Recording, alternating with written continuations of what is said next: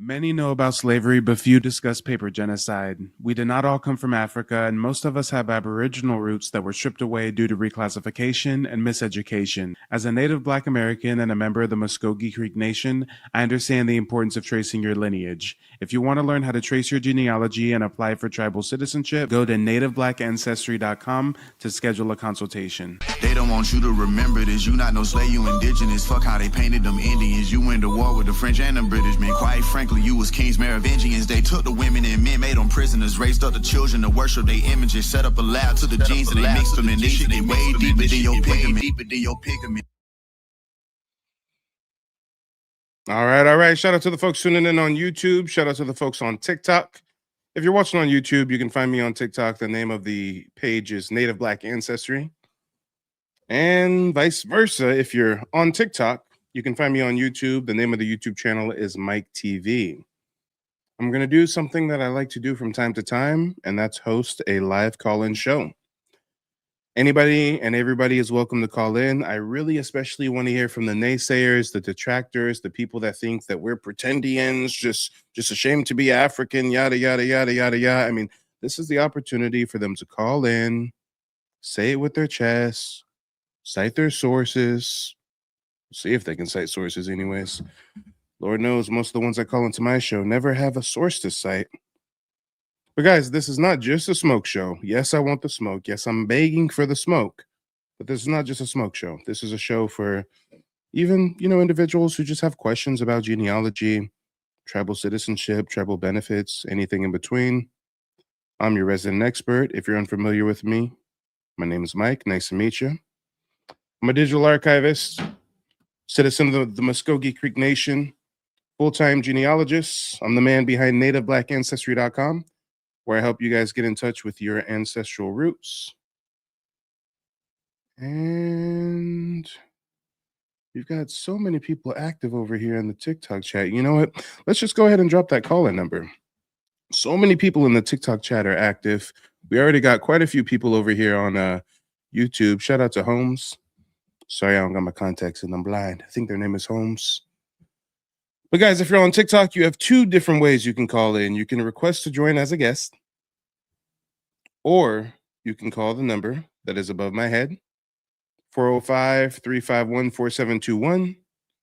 And if you're on YouTube, the only way that you guys can call in is by calling the number above my head. Again, the phone lines are open to anybody and everyone. I especially want to hear from the people who have disagreements, but everybody is welcome. While we wait to see if we have any callers, let me get caught up with the chat real quick. We got Ty in the building over on YouTube. Holmes, nice to see you. We got Kicking It over here on TikTok. Nice to see you. X-Ray is still in the chat. I'm wondering if you're going to call in. Tyrone was in the building earlier. I was chopping it up with him. Thank you for the gifts. Appreciate it. And you know what? I really doubt that X-Ray character is going to call in. I mean, people are keyboard warriors these days. They don't want to have actual conversations. Shout out to Chikora Goods. Nice to see you in the chat. But guys, while we wait to see if we have any live callers, let me share with you guys a very interesting interaction that I had with someone not too long ago. Oh, yes, we always got these foreigners amongst us trying to dictate heritage. Say it ain't so. Say it ain't so. Oh, Lord. Ma'am, can you cite a source? Who said to be Black, to have melanin, you have to have sub-Saharan descent? Where did you get that from? Girl calling in from the Dominican Republic. Census.gov.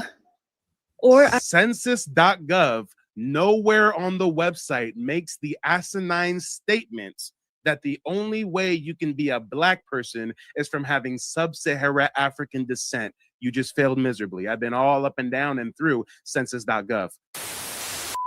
Where are you calling in from and what's on your mind? I'm from the Dominican Republic, and the name Cat King is just a K-pop idol. Oh, nice. K-pop. And when you say you're from the DR, by way of? Are you asking me, do I have native ancestry from the DR? No. When I say by way of, I'm asking where is your family from originally? I'm not too sure. I'm also adopted. I did take a DNA test, so I know what I am from Ancestry, if that's what you mean. Okay, no, it's okay. We can move past that if you were adopted and you don't really know definitively where your ancestors come from. I totally understand. What's on your mind? Okay, so I'm not denying the fact that Black Americans can definitely be indigenous because Black Americans and indigenous people used to live together. So obviously they would have intermixed and created Afro-Indigenous people or Black Indigenous people. So just like you can't really claim that all Black Americans are indigenous to the America though.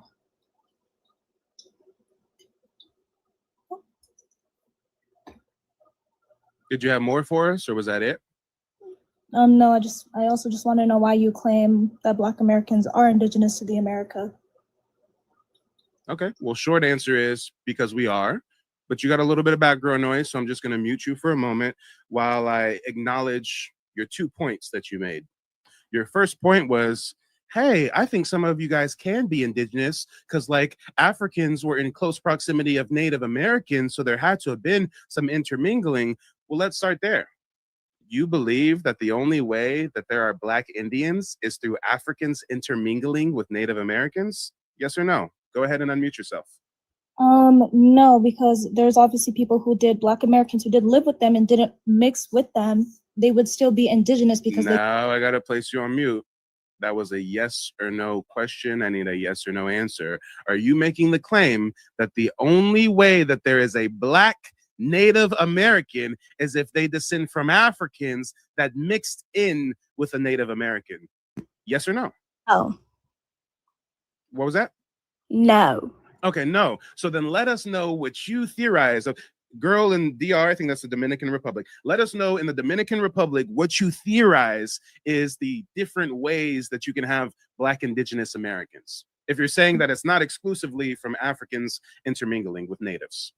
Because again, you can grow up with that culture and that would still be a part of who you are because that's the culture you grew up with. That's the language. You know, those people, they're your people because you grew up with that culture. You don't need.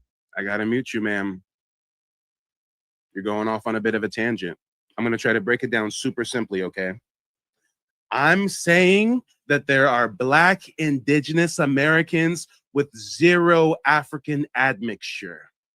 You're claiming that the main way that there's a Native Black American is if they descend from an African that mixed with a Native.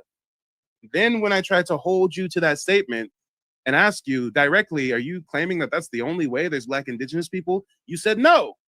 So then you have to let us know what are the other ways that we can get Black indigenous people. You rambling about being in close proximity and knowing the culture and stuff, that doesn't make you indigenous just because you know some indigenous culture. So if you don't think that every Native Black American has African admixture, let us know what knowledge you have of these Black indigenous people with zero African admixture. Go ahead, unmute yourself.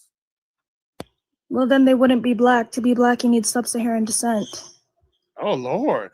Ma'am, can you cite a source? Who said to be Black, to have melanin, you have to have sub-Saharan descent? Where did you get that from? Girl calling in from the Dominican Republic. Census.gov. Or Census.gov, nowhere on the website makes the asinine statement that the only way you can be a Black person is from having sub-Saharan African descent. You just failed miserably. I've been all up and down and through census.gov. Try again. Cite a source. I have another source. Great. What's the name of it? Okay, NIH.gov. Okay, hold on. I'm going to pull that up right now, and I'm going to share my screen so everybody can see it. She said NIH.gov. NIH.gov. All right, guys. We're on the National Institute of Health. What am I looking for on the National Institute of Health website? You should look at, I think, biracial, multiracial, or of mixed races. What it says at the top. Actually, let me go to the top. It says racial and national origin. I don't see anywhere on the top where it says race and national origin. It says National Institute of Health. It says health information, grants and funding, news and events, research and training, institutes at NIH. Doesn't say anything about race. I mean, I have it right in front of me, National Institution of Health, and then right here says race and national origin. And then if I scroll down, it's gonna say, hold on, Black and African American. And African American is a person whose origin of any Black racial groups of Africa. And how can I find that page that you're looking at? I'm not too sure. But I can turn on my camera and show you what I'm looking at. Your camera being turned on and showing us wouldn't really be big enough for everybody to see it. And plus, my audience on YouTube wouldn't be able to see it at all. So how can I look up what you're citing as a source? I'm sure everybody watching right now who's a Native Black American would love to do this fact checking with me. So how do I find that on this website? Okay, if you're on the homepage, try going to National Health Style Guide. This is what it's showing me here. I don't see anything on the homepage that says National Health Style Guide. Autism, data science, loan repayment programs, standardized organoid modeling. I mean, here. I'm gonna give you a perfect example, okay? This is how you would cite a source. You would bring up the source and let everybody know exactly where to find it. That's the way you cite a source. You don't get up here and say, hey, it's on this website, somewhere buried on this website. I'm on the right page, but I can't teach you how to get to the right page. That's not how you properly cite a source. But you know what I want to do? We've got 5 people backstage. We've got over 400 people watching between YouTube and TikTok. Let me give the audience the luxury of choice. Guys, put a 0 in the chat if you don't really care to speak to a girl calling in from the DR who doesn't even know her own origin, but is trying to dictate heritage to us and tell us that in order to have melanin, you have to come from sub-Saharan Africa. I mean, put a 0 in the chat if you really don't care to speak to her anymore, and put a 1 in the chat if you would like to speak with her further and see where she's going with all this. I would say that I'm surprised that a girl in the DR is calling, obsessing over our origin story. But honestly, I'm not surprised because we get this all the time. We just had a Jamaican a minute ago. But ma'am, stay on mute real quick while I conduct this voting poll, okay? We've got to see if the audience wants to hear from you any longer or if they just want to have you exit stage right. A lot of people are saying bye. I'm seeing a lot of zeros. I'm seeing so many zeros. They said she can go, adios. I mean, hey, you know what's so crazy to me though is she says she's from the DR, right? She's from the DR. Isn't the DR the same place that got you DR Dominican women talking like this? Reminder that Dominicans are not black. We are not. No matter how much black Americans, She's not one of us. She's delusional. We are not black. We will never be black. Because I look black. And it is a reminder to black Americans who are so pathetically forcing to label themselves as black. We keep telling them we have our own culture. We have our own culture.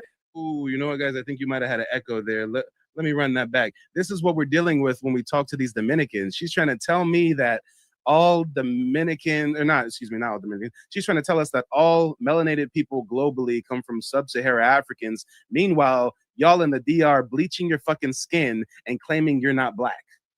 Reminder that Dominicans are not black. We are not black. And no matter how much black Americans cry about it, we are not black. We will never be black. Because I look black, but we are not black. And it just a reminder to black Americans who are so pathetically forcing Dominicans to label themselves as black. Where we keep telling them we have our own culture. We know black, papi. They still force it on us. Okay. All right. I got it. So 1 minute they claim they're not black, people are forcing them to be black. Next minute they're on my stream claiming that everybody who's black comes from sub-Saharan Africa.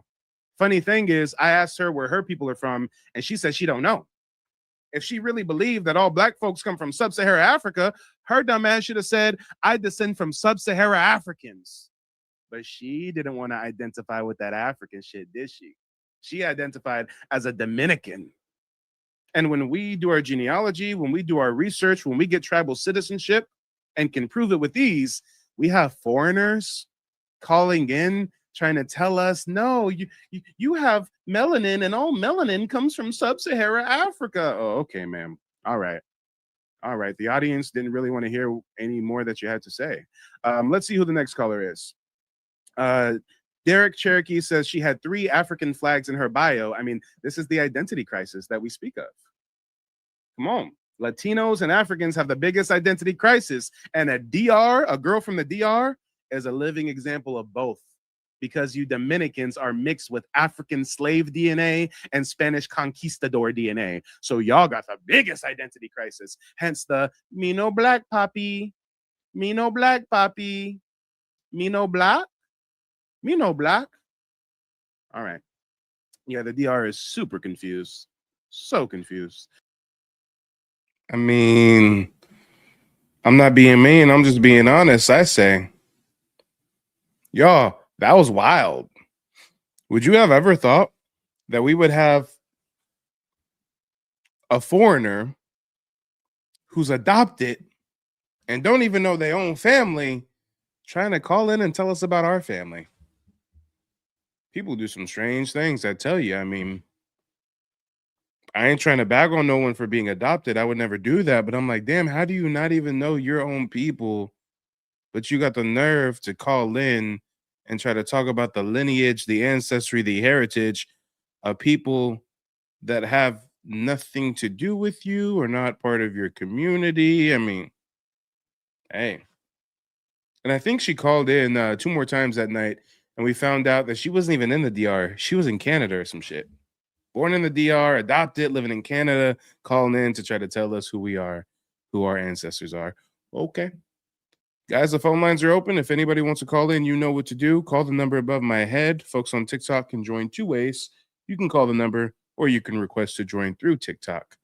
I would really love to hear from the detractors, the naysayers, the contrarian individuals that think that Black Americans don't have indigenous roots, but everybody is welcome to call in. Maybe you just have general questions about genealogy, tribal benefits, American Indian history. Well, I'm your resident expert. I'm here to help. But while we wait to see if we have any live callers, I've got another very, very peculiar interaction to share with you. Oh man, I think this dude called in to say that his ancestors were the ones who got the tribe recognized, but he's not a part of the tribe or so. I don't know, guys. If there was ever anything that sounded like it was a little bit of some pretendingism, it's going to be this next caller here. If you're trying to, I didn't ask you if you're trying to expose imposters. I asked you a very specific question. Are you not a member of the tribe because you don't want to be a member? Or are you not a member of the tribe because you cannot become a member? Which one is it? It is my choice not to enroll in the membership until. Thank you. Thank you. Round of applause. We got an answer. It's Joseph's choice not to be a member of the tribe that his ancestors were chiefs of and fought to get the tribe recognized. And the reason why Joseph doesn't want to be a member is because government propaganda and treaties that were broken. Is that right, Joseph? No, don't twist my words. Don't twist my. Oh, Lord, did I just twist his words or did I repeat exactly what he said up here? Now you're going to stay on mute until I get feedback from my audience. Guys, did I just twist his words or did I regurgitate exactly what he said tonight? Bro, you're twisting my words. Shut the fuck up while I'm talking to my audience or leave. Give a fuck. Or leave. Oh, pseudo-ass pretendian fuck nigga. What the fuck are you up here talking about? My ancestors were chiefs and they got the tribe recognized, but I don't want to be a part of the tribe because they broke a treaty. But I'm going to get online and try to convince people that I'm to come from this tribe, but I want to be a part of the tribe. But I'm going to get online and try to convince you that I come from the tribe, but I want to be a part of the tribe. What the fuck are you up here talking about, you imbecile? You see, people like this are a perfect example of those that do a disservice to our indigenous awakening. Joseph, what are we talking about here? You do know that all the indigenous first people of every continent was Black, right? No, I didn't know that. I'm not a Black Indian. I don't run the website nativeblack.ancestry.com. I had no idea. Matter of fact, I've been up here for 3 hours trying to convince everybody that there's no such thing as Black Indians and we all come from Africa. What are you talking about, man? Of course I know that. I'm specifically asking you what paper trail evidence you have to suggest that your ancestors were contacted by De Soto in the 15th century. Guess what? I know for a fact my ancestors were. Time out. I know for a fact my ancestors were. And if someone was to ask me how I know my ancestors had contact with De Soto, I would name the records. And while De Soto came in contact with my tribe, I cannot find an actual record that says my great grandfather ran into DeSoto. That's not how it works. So when you say you got somebody named John and you got some family book that ties your family back to King James, I mean, we're just trying to understand where you're coming from. We're not questioning the validity of your statements. James Wesley Wookaby Johnson, 1914, and Davis covers 1914 is a long way away from the 1500s. So how are we linking this record from 1914 to the 1500s? Go ahead. Unmute yourself. If you just let me talk, if you let me talk, sir, I don't have to let you do anything. That's what you guys don't understand.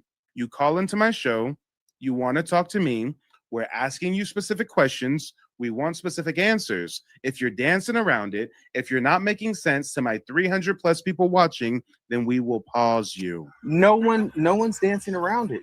No one's dancing around it. I'm trying to get to the point. It's not just a walk down the park, bro. Yes, it is a walk down the park. If you're going to get up here and make the asinine statement that you found paper trail records linking your ancestors to DeSoto's expedition in the 15th century, and we ask you what is the name of that record, what is the document, it shouldn't be that hard for you to tell us. Is it a census record?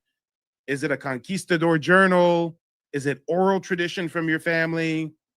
Is it something in the Library of Congress? It's a little bit of all of it. It's a little bit of all of it. Okay, guys. We're gonna go ahead and give the audience the luxury of choice because I can't. Zero in the chat if you want to get page. Time out, brother. It's not go to your page. You don't get up here and try to clout chase off of my following. If people wanted to go to your page, you would make interesting enough content to gravitate people towards your page. That's how it would work, okay? But listen, just stay on mute for just a second. I'm just seeing what the audience feels like. Put a 0 in the chat if you want to get on to the next person. Put a 1 in the chat if you want to hear him out. I'm here for my audience. I'm not here for you. I'm not here for me. So the audience chooses. And brother, don't get it and stay on mute while the audience decides, okay? And don't get it twisted, guys. I know all about DeSoto's expedition. I know all about Spanish colonialism in the Southeast. Come on. Do we really have to talk about Chief Tuscaloosa and the battles at Mobile? And I mean, I know all about this, but for someone to say, I linked my ancestors through genealogical records to the 15th century, I'm just wondering how, Sway? I'm a professional genealogist, and I can't find paper trail records for my ancestors into the 1500s unless they're a European, because that's how paper genocide works. U.S. Census wasn't even created until 1790. So how are Spanish colonial records getting in the hands of their opposition, the British, and getting to you? It's just confusion. It's just confusion. We do have some people saying they're interested. I've got a few people with ones, so I'm going to do the unthinkable. I'm going to cater to the minority. So go ahead. You can unmute yourself. We'll put on a timer for 3 minutes, and you can speak uninterrupted. The time starts when you start speaking. Go ahead. Okay, so basically, it just like you were saying, it's a little bit of everything. Hold on, Joseph. THO, this is your last warning. I already told you stay on mute. If you're incapable of staying on mute until it's your turn, then you don't need to be here. Go ahead, Joseph. So just like you were saying, it literally is a little bit of everything. I literally had to time travel, so to speak. Shit. God damn it. I'm pausing your time. You will get your full 3 minutes. Don't say time travel at the same time that Justice is in my TikTok chat talking about Joseph is living like a Back to the Future movie sequel. How is Justice going to say that you live in a Back to the Future? And at the same time he posts that, Joseph said, well, I was time traveling. It's a figure of speech. I got in the DeLorean. I know. I'm just trolling. Go ahead, Joseph. Figure of speech. Go ahead. Figure of speech. Go ahead. But anyway, so I gave you an extra minute. So Go basically, the reason why I said that is because none of the records has a direct line. Because of how they did it, you literally have to jump from time era to time era. Okay, so like I was saying though, how I got to the trail of what led me to the 1554s was my great grandfathers were two of the 3 chiefs that got the Mississippi Choctaw recognized in 1914 by Woodrow Wilson. They marched the tribe up to Washington and demanded recognitions. See, nobody don't know that because they took that out. You said which tribe? The Choctaw, Mississippi Choctaw. Your grandfather got the Mississippi Choctaw recognized by the government. So if you look up mythology Choctaw. Joseph, that was a yes or no, brother. Did you just say that your grandfather got the Mississippi Choctaw recognized by the government? Yes or no? Go ahead. Unmute yourself, Joseph. Go ahead. Two of my great-great-grandfathers. Okay. So two of your great-great-grandfathers got the Mississippi Choctaw recognized by the government. Right. Hold on, time. I have a question. Are you a citizen of the Mississippi Choctaw? Am I? No.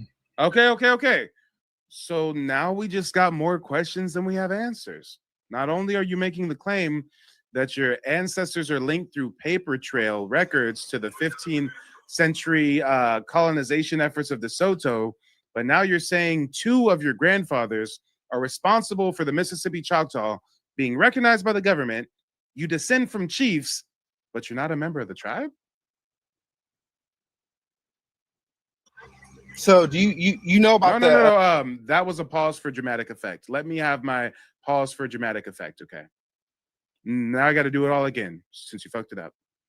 So you're saying that not only do you have ancestors linked through paper trail records to DeSoto's invasion of the 15th century, but you're also saying you have not one, but you have two grandfathers who were chiefs and got the Mississippi Choctaw recognized by the government, but you're not a member of the tribe.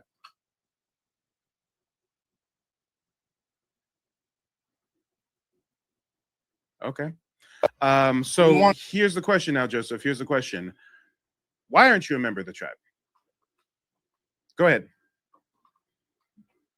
Well, if you let me finish instead of when you want to interject or whatever. That's my show. That's how it works when you're on somebody else's show. So go ahead, unmute yourself. Let us know, why aren't you a member of the tribe? That's fine. So in 1945, they did the Indian Reorganization Act. Yes, I'm familiar with it. Mm-hmm. Yes. So my grandfather, LV, which I found his draft records and everything. That's how I followed the trail. Anyway, so he was forcefully drafted in 1943, okay, off of our land in Texas, in Clarksville, Red River. This does not answer my question as to why are you not a member of the tribe that your ancestors were chiefs of. That's the question. So the way that you would answer it would be, Mike, I'm not a member of the tribe because of this reason and that reason and this reason. And if your answer that you just gave us is you slowly getting your way around to answering the question, you got to be more concise than that. You're not the only one up on the panel. Come on. Why aren't you a member of the tribe? Go ahead.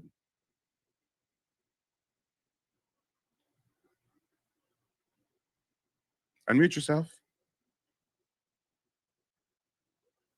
So I'm not a member of the tribe because the Reorganization Act, the Relocation Act, the urban programs.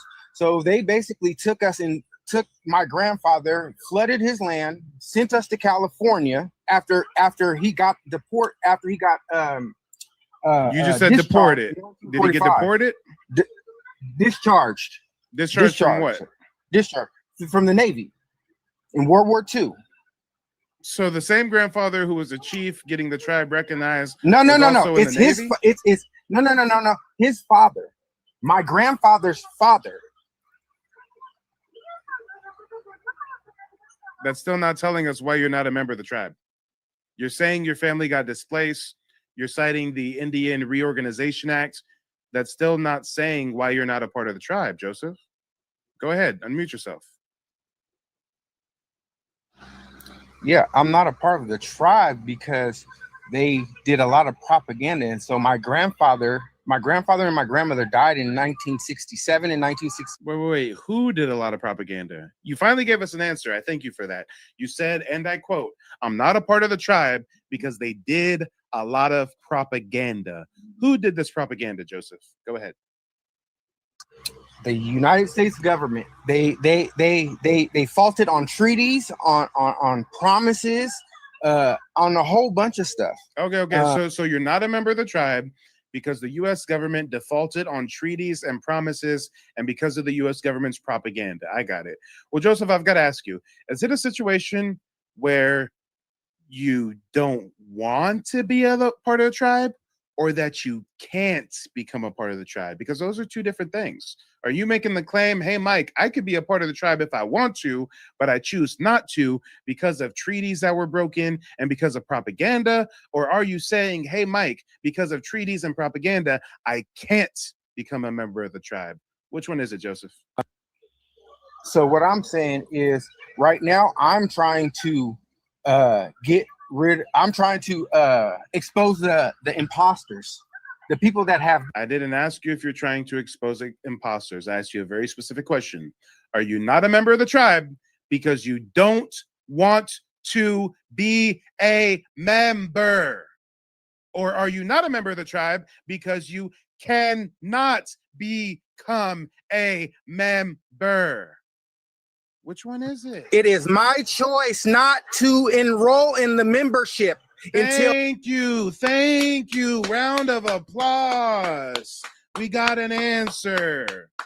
It's Joseph's choice not to be a member of the tribe that his ancestors were chiefs of and fought to get the tribe recognized. And the reason why Joseph doesn't want to be a member is because government propaganda and treaties that were broken. Is that right, Joseph? No, don't twist my words. Don't twist my. Oh, Lord, did I just twist his words, or did I repeat exactly what he said up here? Now you're going to stay on mute until I get feedback from my audience. Guys, did I just twist his words, or did I regurgitate exactly what he said tonight? Bro, you're twisting my words. Shut the fuck up while I'm talking to my audience, or leave. Give a fuck. Or leave. Oh, pseudo-ass pretendian fuck nigga. What the fuck are you up here talking about? My ancestors were chiefs and they got the tribe recognized, but I don't want to be a part of the tribe because they broke a treaty. But I'm going to get online and try to convince people that I'm to come from this tribe, but I want to be a part of the tribe. But I'm going to get online and try to convince you that I come from the tribe, but I want to be a part of the tribe. What the fuck are you up here talking about, you imbecile? You see, people like this are a perfect example of those that do a disservice to our indigenous awakening. Joseph, I am not doubting that you have Black indigenous ancestry. I am not doubting that you descend from prominent members of that tribe, but you are doing a disservice to the entire community when you can't answer simple questions, when you can't make sense of your claims. You make us look bad. You're the reason people are online calling us pretendians and wabos. You. If someone asks me about my heritage, I can prove it easily. I'm a member of this tribe. This is my ancestry. If it was my choice not to be a member of the tribe, then I would give you an answer for why I'm not a member of the tribe. And it would make sense because we're under such opposition from so many sides. We can't afford to get up here talking genealogy and not have our shit straight. Do you understand now? Do you get it? Some of y'all were cringing. Some of y'all said, damn, Mike. Some of y'all said, Mike, why are you so aggressive? Why are you doing him like that, Mike? He's a Black Indian just like you. Now, do you see why I had to snap on him? You see me day in and day out survive a live inquisition of sorts where people try to call in and discount my heritage and my ancestors and my genealogy, and I show you guys the evidence. I share my screen. I show you the text, the videos, the sources. I stand on business. But you see how much of a disservice someone like that does our community when he wants to get online talking about my ancestors were content. And guys, you didn't even hear the first part of our conversation. In a moment, I'm going to try to find the footage where we get like the first part of the conversation where he starts off claiming his ancestors had personal contact with DeSoto in the 1500s. So I'm like, whoa, that's a big claim. Like, what sources do you have to say? And he never provides a source. Then he says his ancestors got the Mississippi Band of Choctaws recognized by the federal government, yada, yada, yada. So I'm like, okay, that's interesting history. So are you a member of the tribe? No. Oh, well, why aren't you a member of the tribe? Takes us forever to get an answer. Eventually, his answer is he doesn't want to be a member because treaties got broken and stuff. So I'm just like, oh, damn, that's kind of strange. Like, your ancestors literally fought for the tribe to be recognized by the government. And you're just gonna like, sorry guys, this is personal opinion, but you're just gonna like spit in their face by not carrying that baton forward, by not being a member of that tribe and advocating for your tribe to this day. I mean, it's just weird behavior. My great grandfather, Thomas Jefferson Adams Harjo, was the Chief Justice of the Supreme Court of the Muskogee Creek Nation. He fought, and it's recorded. I'll show you the documents right now. He fought against Indian territory being turned into the state of Oklahoma. Him and other prominent Black indigenous leaders wrote letters to Congress talking about, yo, don't do this. We don't want this. We are speaking as a consensus of our people. I don't know what you heard, but we don't want y'all coming in here and making this the state of Oklahoma and breaking up the tribes and issuing blood quantum rules and da-da-da-da. That was the fight that my ancestors fought. They were raising awareness. They were standing up against colonial imperialism. And because of that, I now do the same thing present day. Imagine if I knew that rich history of my ancestor, and I'm like, you know what? I don't even want to be a part of the tribe, though. Imagine if I found out my grandfather was a chief of the Muskogee Creek Nation, but I don't want to be a citizen of the Muskogee Creek Nation. I mean, where they do that at? I'm confused. Which is why I'm not like that caller, which is why I'm a card-carrying citizen of the Muskogee Creek Nation, which is why I advocate, just like my ancestors before me, and individuals like that who are making charged, pseudo-sounding claims and can't easily explain them or provide sources. I mean, they do a huge disservice to our community. Let that motherfucker get online and watch all these Siberian Huskies on the reservation start making clips out of him, talking about, see, black folks are really pretending, it's using him as a case study and shit. I mean, come on. Guys, we got somebody trying to call in. Let's see who we got. Call from Dream Travel Repeat Travel Services. Caller, let us know where you're calling in from and what's on your mind. Illinois. Hey, Mike, how are you? I've been calling the past few nights. Oh, well, you finally got through. There you go. Persistence. Yeah, I did, but I really like your content. I've been watching you about a week now. Nice. Did you originally find me on YouTube or TikTok? YouTube. Okay, nice. Well, what do you think about the content? I love the content, and me and my family, we talked about like wanting to get to know like where we're from, all of that.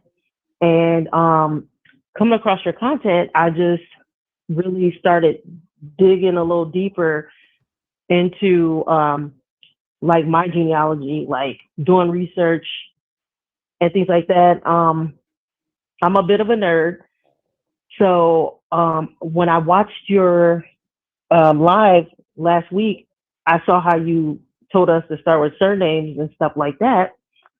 So I just started digging. I do have an Ancestry profile, and I went on there, and I have a family member on my dad's side that's basically put some of my dad's family, like great aunties and things like that. So I came across my great grandpa, and what I did, like, and I'm like, okay, wait, this has got to be him. But I found him on the Dawes roll. Dawes roll, yep. So I know it's another process, another layer of it, but I really think that a lot of us should be doing it. And that's why I love your content, because we don't know, you know what I'm saying, what we are. And it hurts me. And, you know, like my mom, she don't want to talk about it. And so I have her my grandma's obituary, so I'm trying to do research on her side because she will not talk about it. And it's like, Mom, we want to know. I think growing up, there's a lot going on, so she just really don't care to talk about it. But I really, really like that you are giving us the knowledge. And if people don't know, they need to listen to you because you're a genealogist. You know what you're talking about. So, to have a debate, I like how you kind of educate us and let people know, like, this and that, whatever. And then one guy that was just on, he should have been listening and he should want to get his citizenship. Like, this is important. Like, I feel like we've been slapped with a label and we're just accepting it. No, we're not from Africa. And I watched how you had Dr. Umar, you was playing his clips and stuff. And it was like, oh my God, like, is he okay? You know what I'm saying? I'm the one that we travel, whatever. I kept like commenting because I'm like, oh my goodness, what is wrong with folks? So I just, it need to be more of you. So hopefully, you know what I'm saying? Like, people will duplicate and learn and educate a lot of us that's lost. We really don't know. We don't know. Yeah, absolutely. That's what it's all about, getting the information to the people. And wait, am I hearing this right? Are you saying that you were already searching the doll's role before you discovered my content, or that my content kind of steered you in that direction? You skid me in a direction, but years ago I kind of was dabbling, but I didn't know what I was doing. So coming across your content has helped me to like dig deeper and connect the dots. You know what I'm saying? It's because of you. I actually took some action and I got kind of far with my dad's side and knowing, oh, he's his great grandpa, and I know that's him on the road. Like, I found his information and I connected the dots. He's from the Muskogee Creek tribe. Like, that's my tribe. My dad's side. Yeah, that's what I said. I'm like, wait, hold on. I'm like, Mike is from, because I'm watching you now. I'm like, that's the tribe you're, you got your citizenship and stuff. So I got there, and then it's like now the process of actually getting the citizenship, because I found my great grandpa on there. So I was like, do you remember if he was listed as by blood or freedman? He's by blood. Oh wow! So you get to skip the whole Freedmen controversy.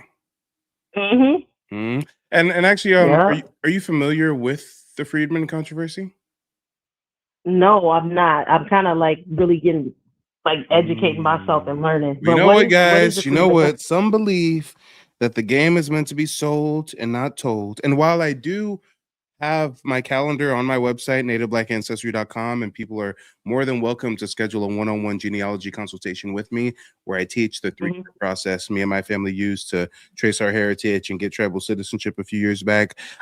Even still, I'd love to drop some free game. And this is actually a little snippet of a part of my consultation. I do what I'm going to do right now with every single person that I have a genealogy consultation with.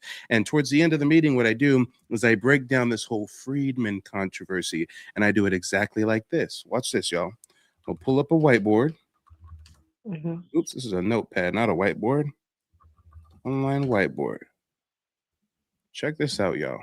Because there's so much confusion over this freedmen stuff. Some people confuse the term freedmen with free men. Some people think that freedmen are like African slaves that married some Indians one day or something. I mean, there's so much confusion. People see in the news Creek Freedmen court cases going on. I mean, it's a hot button for sure. But guys, this is a good way to break this down. First of all, I tell all my genealogy clients, we got to first understand that there's two different labels that we're really dealing with. We've got, and sorry for the chicken scratch, we've got freeman, and then we've got freedman or freedmen. Now, oftentimes people conflate these two terms. They think they're interchangeable, that they maybe even mean the same things. No, these are two completely different political designations. Check it out. Freemen. What freemen are, more often than not, these are descendants of hostage, converted, assimilated Indians. All those Indians in the 1500s, 1600s, 1700s that got baptized by missionaries, or taken over by colonial militias or just assimilated to European society and became shopkeepers and shoemakers and blacksmiths and barbers and stuff. You know, that they basically capitulated to the invaders and, you know, started giving tributary and stuff and started living in colonial society. These would be the free men, or rather, their descendants would be the free men. These people descend from Indians that have already been assimilated into colonial society. They live in amongst the white settlers and stuff. And their descendants would oftentimes even take on the surname Freeman as a political designation to show that I am not a part of a enslavable demographic. There's all kinds of Black Indians in colonial times, but those whose ancestors already assimilated and is getting down with the get down, their descendants would identify as free men so that they say, hey, colonial folks, I'm not like these other Black folks that you're taking as slaves and shipping here and shipping there. It's kind of like a protected status, if you will. A perfect example of this is Solomon Northup. Have you ever heard of Solomon Northup? Nope, never heard of that. That's the man who the movie 12 Years a Slave is based on. Have you ever seen that movie or heard of that movie?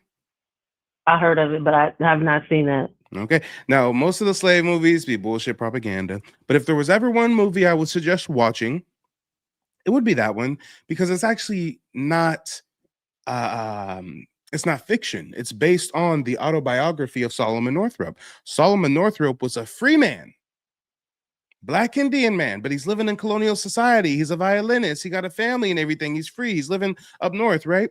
And he gets kidnapped and sent down to the south and made a slave on a plantation for about 12 years until eventually he's able to find a white dude who befriends him. And the white dude sends a letter to his white friends up north, and they come down to the south and it's like, yo, this is a free man. What the fuck? Get him about sheriff. This is a free man. They stole him. And they take him back to the north and he's free again. He's a free man. His ancestors, I believe, were either Narragansett or Nantucket. I'm not sure exactly. There's a few different tribes in that area he's from. But this is a perfect example of a free man. And even people who were freemen, they are still able to get kidnapped and sent down south and, you know, blended into other slave demographics, because down south it's just based on pigmentation, right? If you got the complexion, then you're a slave. Up north, it was different. There were some folks who had already assimilated already. If you want to do the research on your own, they would refer to these as praying Indian towns. They'll take a whole Indian town, a whole clan, and the missionaries will come in, whether Catholic or Mormon or whatever, and they'll convert them. And next thing you know, the tribe is erecting crosses and they're praying and they're assimilating, right? So that's where you get the term freemen. Now, when we talk about freedmen, this is a whole nother thing. And again, a lot of people wrongly assume that a freedman is simply someone who was a slave and then got their freedom, hence the term freedmen. And while that did happen in certain situations, it's much more complicated than that. Just like there's two different terms right here, freemen and freedmen. Well, guess what? There's two different types of freedmen. You're going to have freedmen of U.S. territory. You're going to have freedmen of tribal territory. Now, what's the difference between U.S. territory and tribal territory? Geographically, not much. We might be in Louisiana, and some of the local land is owned by a Native American tribe, so that would be tribal territory. The rest of the land is owned by the U.S. government, that'd be U.S. territory, right? Now, let's start by covering some of the similarities here. You see, in U.S. territory, you did have some folks that were enslaved, and then they got freed, hence the term freedmen. Same thing in tribal territory. You did have some folks that were enslaved, and then they got freed, and then they call them freedmen. But what most people don't realize is that in U.S. territory, you also had folks who were never enslaved, and they still got reclassified as freedmen. For example, an older lady, she hired me to trace her family's genealogy last year. And when I presented the results to her, I showed her a document where her great-great-great-great-grandfather had a labor contract negotiated through the Freedmen's Bureau in Louisiana during Reconstruction post-Civil War. So she says to me, Mike, my grandfather was a freedman, so he was a slave? Well, I then showed her the 1840 Louisiana census where her grandfather's listed as a free person of color. Not only that, he owned plantations. Matter of fact, he owned slaves. But wait, there's Wow. more. I found the actual purchase agreement where he was buying slaves to grant them their freedom. It was called manumission at the time. He would actually write in the contract, when this transaction is concluded, so and so is free and has the full protection of my family. But you see how she would assume that her grandfather was a slave at some point because of that freedman label that got slapped on him later in life after the Civil War. And in that same vein, Wow. we've got free Black Indians, free people of color in Indian Territory who are never enslaved, but they still get reclassified as freedmen by the Dawes Commission. For this example, the freedmen of U.S. territory are going to be the indigenous people who did not walk the Trail of Tears, who were taken as prisoners of war, who were enslaved in place, whose land was converted into plantations in the South. Those would be the freedmen of U.S. territory, and they get reclassified as freedmen, land stolen, disenfranchised by the Freedmen's Bureau. This is also the entity behind the Freedmen's Bank scam.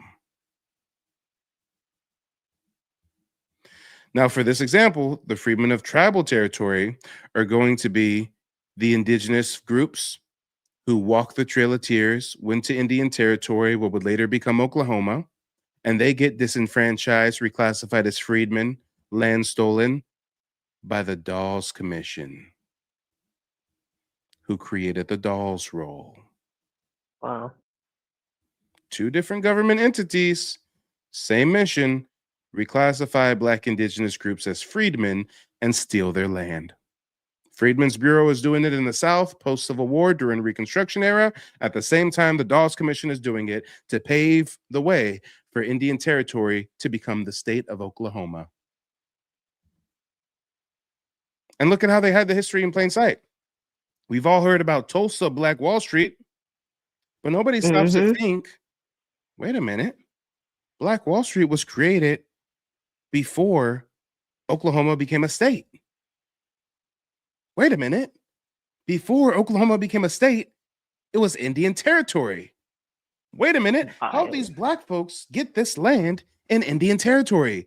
Because they were Indians and they got their federal land allotments from the Dawes Commission and created Black Wall Street and many other successful Black towns all across Indian Territory.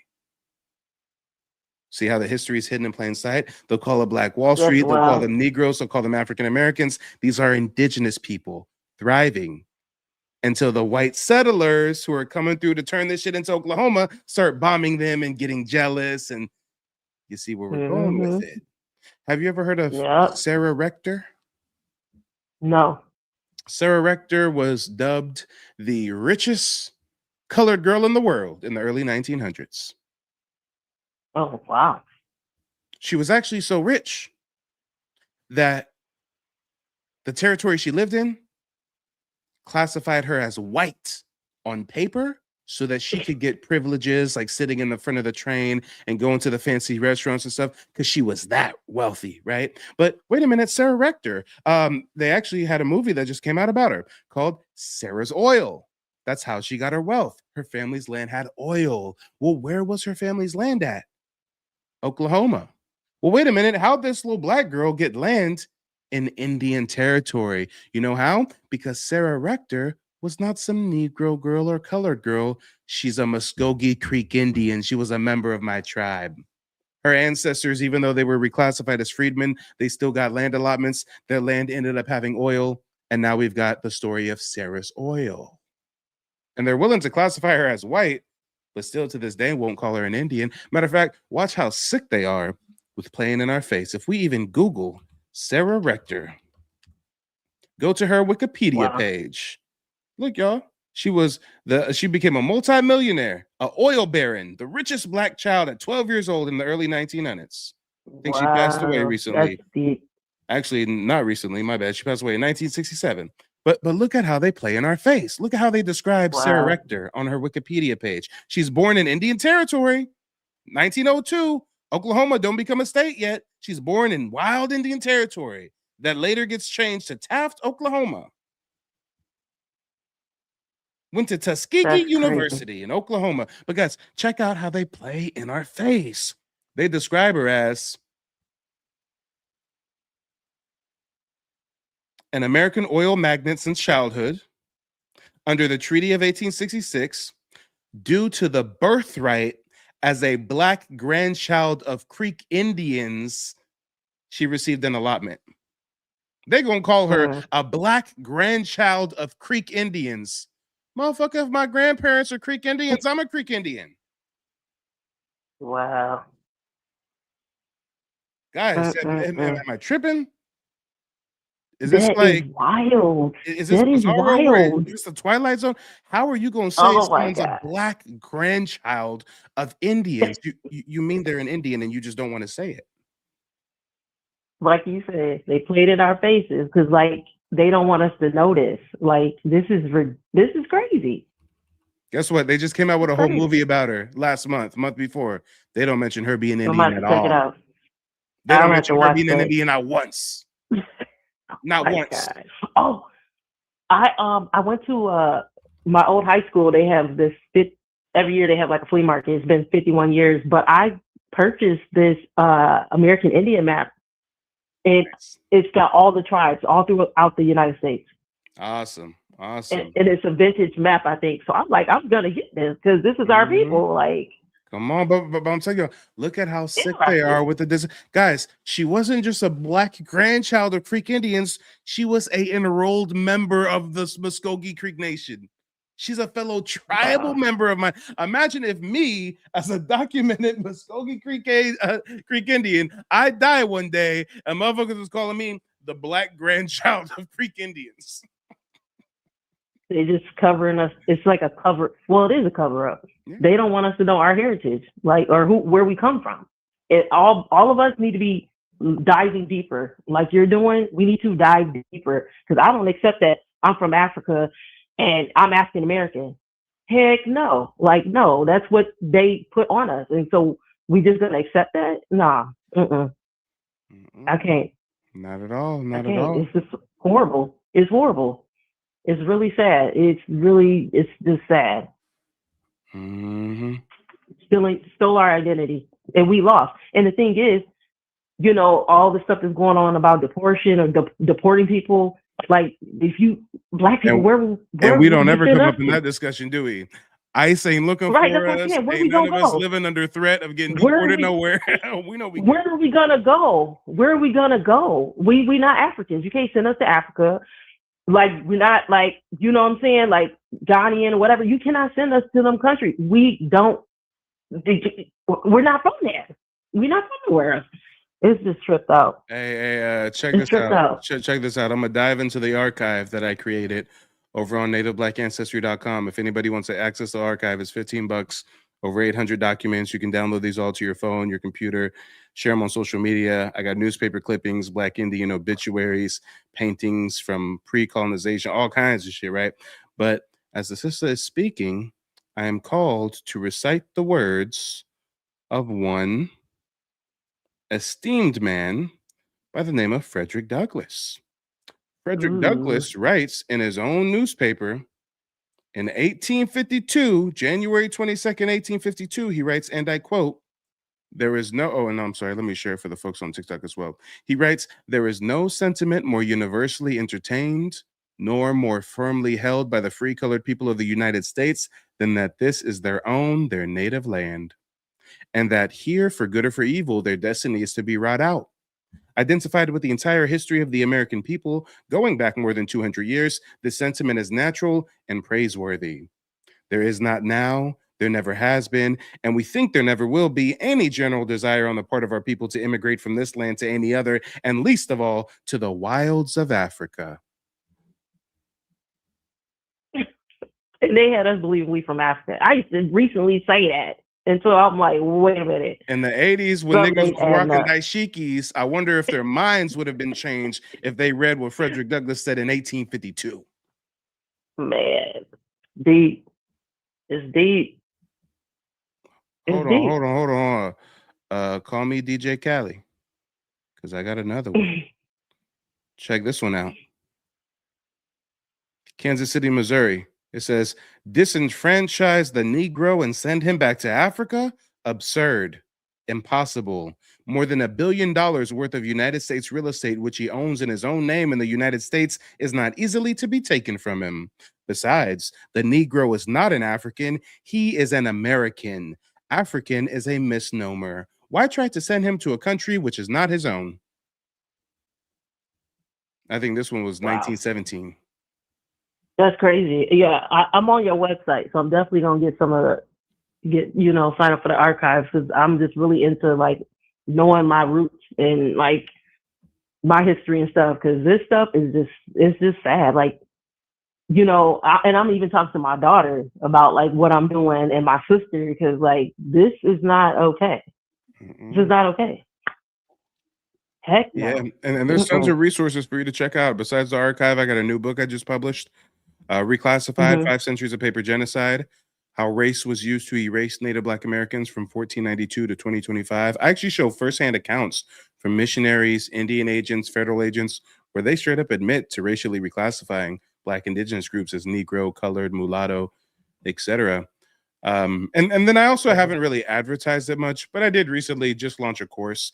The Hidden Heritage course is 3.5 hours of video modules for those folks who don't really have the time to sit down and read a book. They need something they can watch or listen to while they multitasking. So definitely check out the Hidden Heritage course as well. But yeah, it was nice chopping it up with you. If you need that one-on-one help, you know what to do. Go ahead and book a session with me. But before we wrap up, do you have any closing remarks for us? No, I just really appreciate what you're doing. Like I've been following for a week, and what's your Facebook group? Oh yeah, so I just launched a Facebook page. It's called Native Black Ancestry. Okay, yeah, I was. It didn't because I have the app. It didn't. It was having me sign in and all that earlier. I'm like, wait, I have the app. So Native Ancestry. Native Black Ancestry is the name of the Facebook. Yep.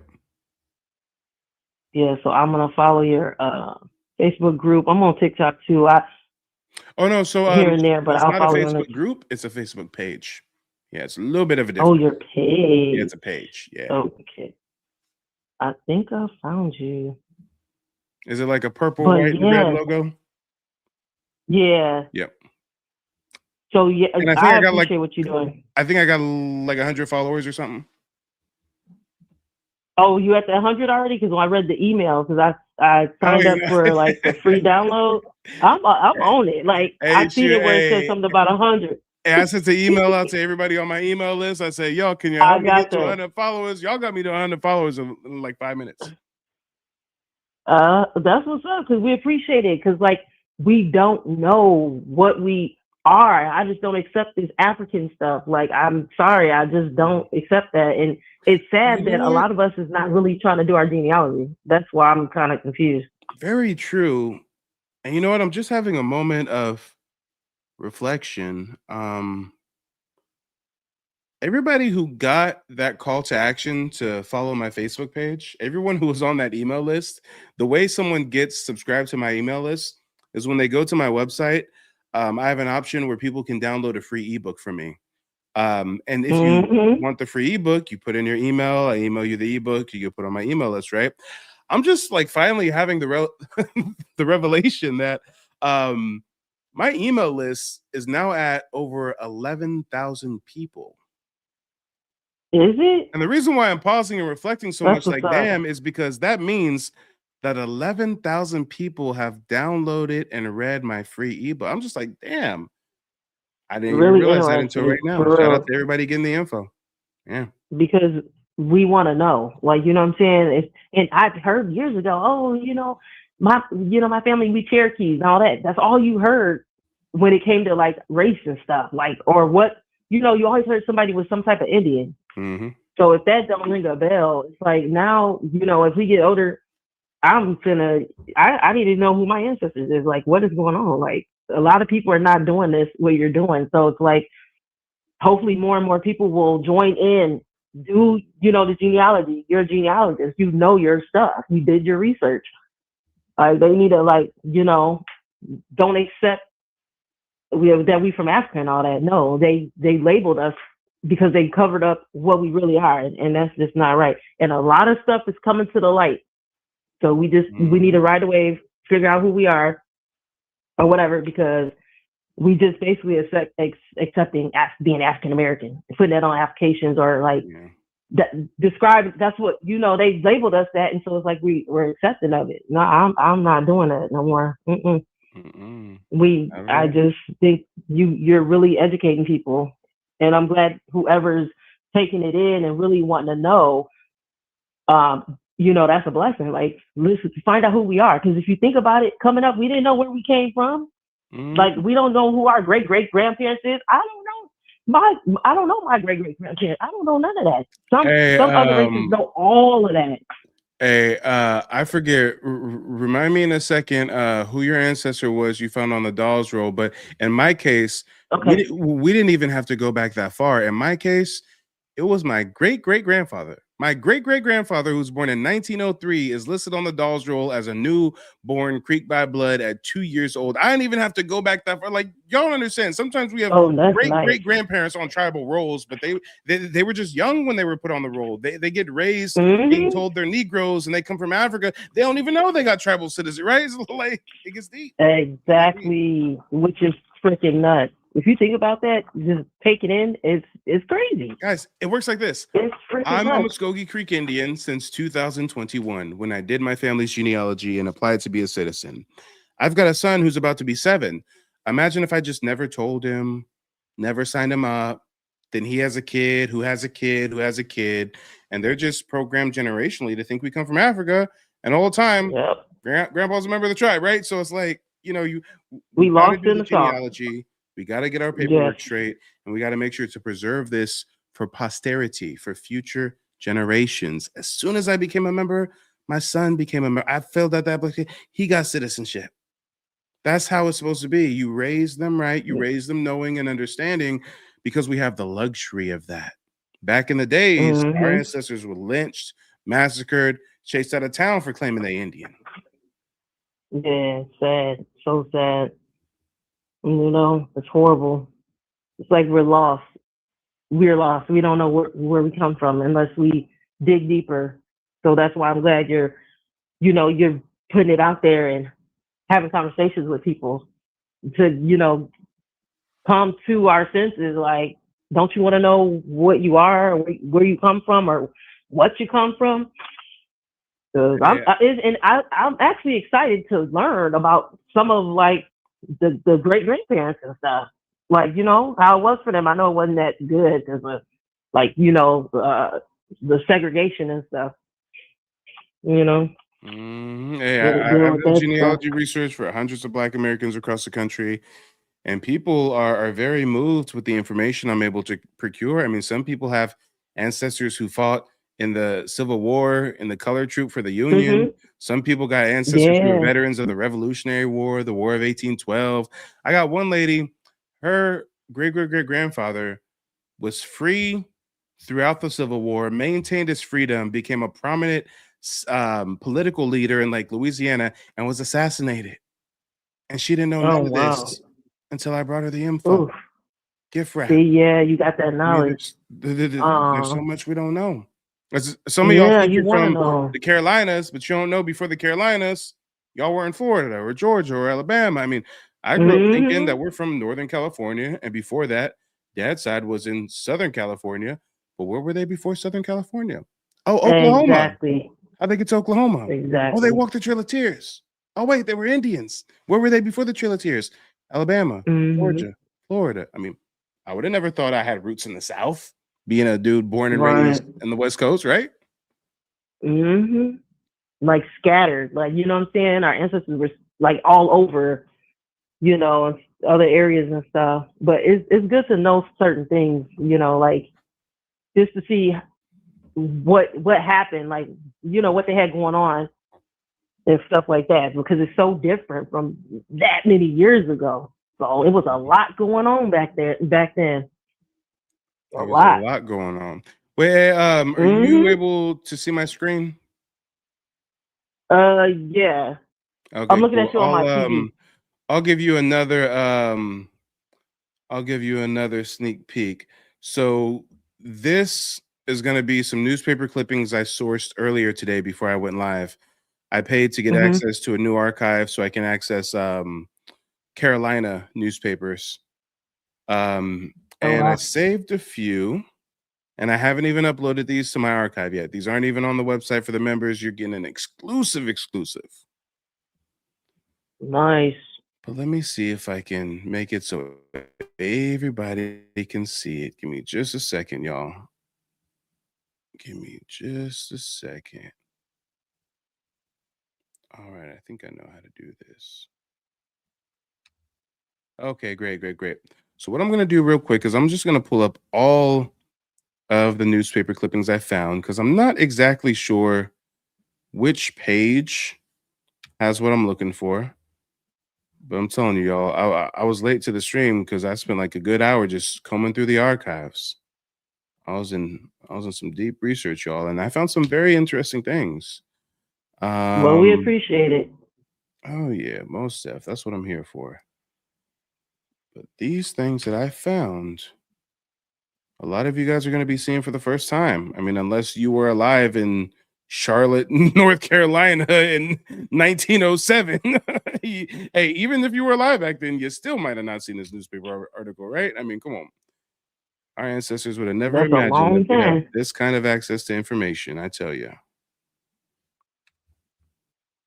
Okay, I got 4 more newspaper pages. All right. Here we go. Yeah, some of these had some really damning confessions, if you will. I mean, quite a bit of talk about Negro Indians. Nowadays, people want to say black folks ain't Indians, but they was talking about some Negro Indians in the newspaper back in the day. I tell you. Check this That's out. crazy. Okay, here's the last page I need. Perfect. All right, here we go. Now, let me real quick. I'm a professional, so it shouldn't be too hard for me. But let me just go through and figure out which one of these had what I'm looking for. General Motors. Well, you know what? I think I can do this. Does that work? Nah, it doesn't work for newspaper clippings. All right, bear with me, guys. This is live TV. We're going to find it, though. Now, why was this one saved? British Honduras. Oh, yes. I remember why this one was saved. Check this out, y'all. Check this out. We're going to zoom in even more. I believe this was the one where they're talking about. Oh, yes. Here we go. Check this out. This was a very interesting thing I found in the newspaper. This newspaper, let me just get a date for you real quick before we proceed. This is the Charlotte News, 1937, February 22nd, 1937. Check it out. Racial reclassification has been going on for a long time. They say, here we go. They're talking about British Honduras. This is when Honduras was ran by the British, 1926. They say it is the next country south of the Mexican Yucatan Peninsula, facing for 100 miles or so on a gulf which connects with the Caribbean Sea. It has a population of about 50,000 persons, dominated by Negroes who were dumped there by slave pirates and buccaneers many generations ago. They mixed with the Indians who followed the Mayan tribes and now form a people who like to get nasty with machetes, a very long and murderous chopping knife. They are peculiar that way. They like to hear the whish of the knife and take particular pride in taking a man's head off in one clean wishing sweep. It rolls around on the ground at a I don't even know what that word is, at a Levalier clip when it is done. Oh, I think they're talking about they're putting the machete in a sheath or something. When it is done artistically. Yeah, guys. I highlighted this paragraph to show you racial reclassification, revisionist history. They want us to believe And mind you, this is 1937. Whatever is written in the newspaper, people believe it. The authorities said it. It is true. They're putting out some propaganda that 50,000 Negroes were dumped by slave pirates and buccaneers. Guys, pirates and buccaneers aren't even primarily slave traders. They're trying to steal ships that are exporting gold from the Americas. But they want us to believe that pirates and buccaneers who are on pirate ships, not slave ships, if there even fucking was a such thing as a slave ship, trafficked 50,000 Negroes to Central America. And then they say that these people mixed with the Indians? Or is this just a way for them to reclassify a Black indigenous group in Honduras who may be rebelling and using machetes, but look at how they even demonize their machete their machete use, making it seem like they're just these crazy people who like to chop people's heads off. I mean, guys, this is the revisionist history, the propaganda that's been going on for so long. What do y'all think is more likely?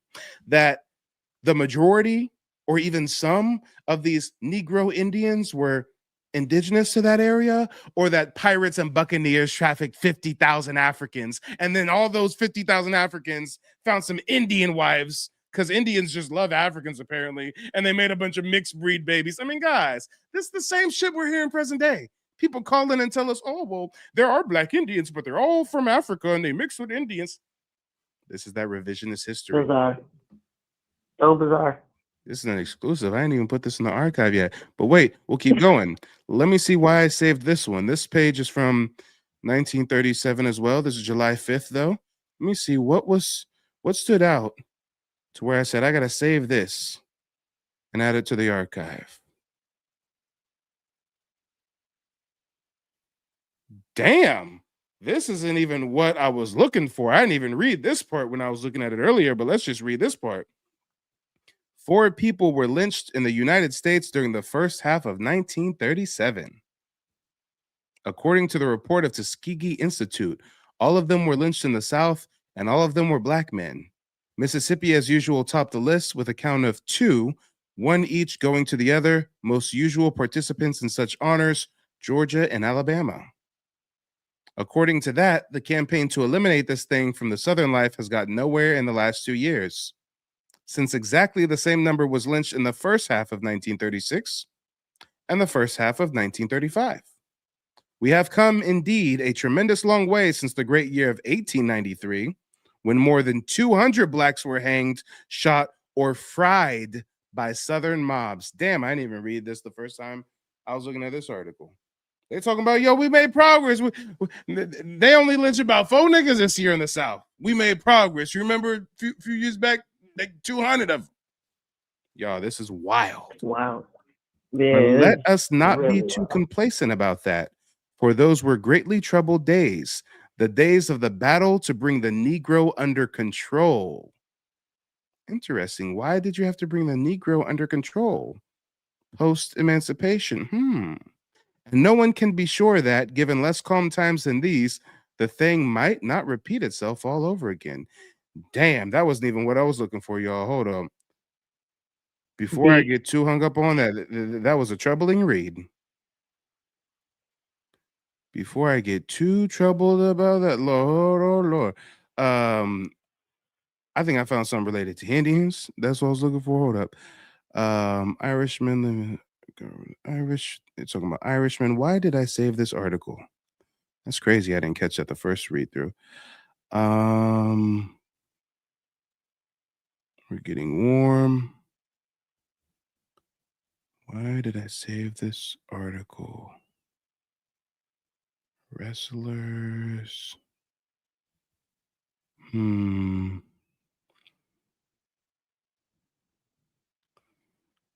money. Oh shit, I remember now.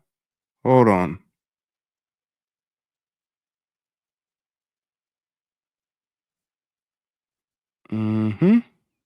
Here we go. This is why I saved it. They start talking about Oklahoma, Indian Territory. This is after the Trail of Tears. And this is a Carolina newspaper talking about Oklahoma. It says, no money. They flooded over it in a thundering cloud of dust like the greatest cavalry charge in history. After the quarrels and killings of the first days of dispute, they dug in, each man on his own plot. a human prairie dog town. A province had been populated by the destitute overnight. There was almost no money. They were on the verge of winter. The land could produce nothing for almost a year. Somehow they survived. They dug holes or built sod huts to live in. They trapped or killed rabbits and quail, poached on government timber, got a little credit, and pulled through. Within 3 years, it was a fairly prosperous community. That was the western part of the state, old Oklahoma. The story of the eastern part, old Indian Territory, is different. The writer also saw the beginning of that. Here, civilization didn't race in like a flood on a single day. It slowly seeped in as white men bought individual Indian allotments. Let's stop right there. This is why the Dawes Commission wanted to break us up into accepting individual land allotments so their white buddies could terrorize us off the land, steal it through eminent domain, taxation, or buy it from us. Before the Dawes Commission, before land allotments, we owned land as a community. The whole tribe will own 100,000 acres. The whole tribe will own 80,000 acres. But the Dawes Commission, the federal government comes in and says, no, we're going to give you 160 acres. We're going to call you a freedman. You're kind of dark. We're going to give you 40 acres. And over time, these white folks get these Indian land allotments from the Indians. Look at this right in front of our eyes. Dirty. It's dirty. It swept in as the white men bought individual Indian allotments. When my father first settled in the capital of the Creek Nation, it was just a jumble of Negro Indian huts. Wow. The capital of my tribe is Muskogee. They're saying that the foundation of the capital of my tribe was filled with Negro Indian huts. Damn, y'all would never learn this in school, would you? Heck no. It's a huge secret. Come on. That makes Very sense. secretive. That makes sense as to why my fourth-time great-grandfather, who was the Chief Justice of the Muskogee Creek Nation, why he built the National Council House in the capital of Okmulgee. I get it now. Because the Black Indians was running things. They were the majority until the 70s and the 80s when they got kicked out, when these $5 Indians got control. Come on. Sad. It was just It's a really jumble of sad. Negro Indian huts. Sapulpa was a boxcar and Tulsa was a trading station. Ridiculous. And then you have some facts up about how much land Indians owned. I thought I seen something you had up, like the percentage, like the map. Yep. Yeah, it It's was crazy. wicked. But hold on, guys. I got several more pages. Let's figure out why I chose to save this page. As y'all can see, I be doing some research, okay? Your boy be doing some research. Why did I save this page? Oh, you know what I saw on this page? This was interesting. This is a admission from someone. It says right here. And actually, was that the main thing I wanted to share? Or is it something else? I think it was that. Yeah, this was what I wanted to share. They say, I was born in Puerto Rico. I was born in Puerto Rico, and I've been in this country 30 years, and I am ashamed to see how my people in this country are being treated. I'm getting tired of being told I'm a good Indian if I keep quiet, because a quiet Indian is a sellout. I'm a young man, but I'm a tired man too. I'm tired of being a white man's Indian.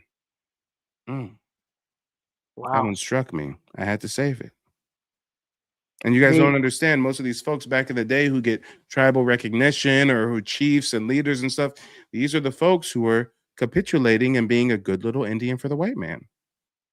Dress like this and talk like this and act like this and sign that.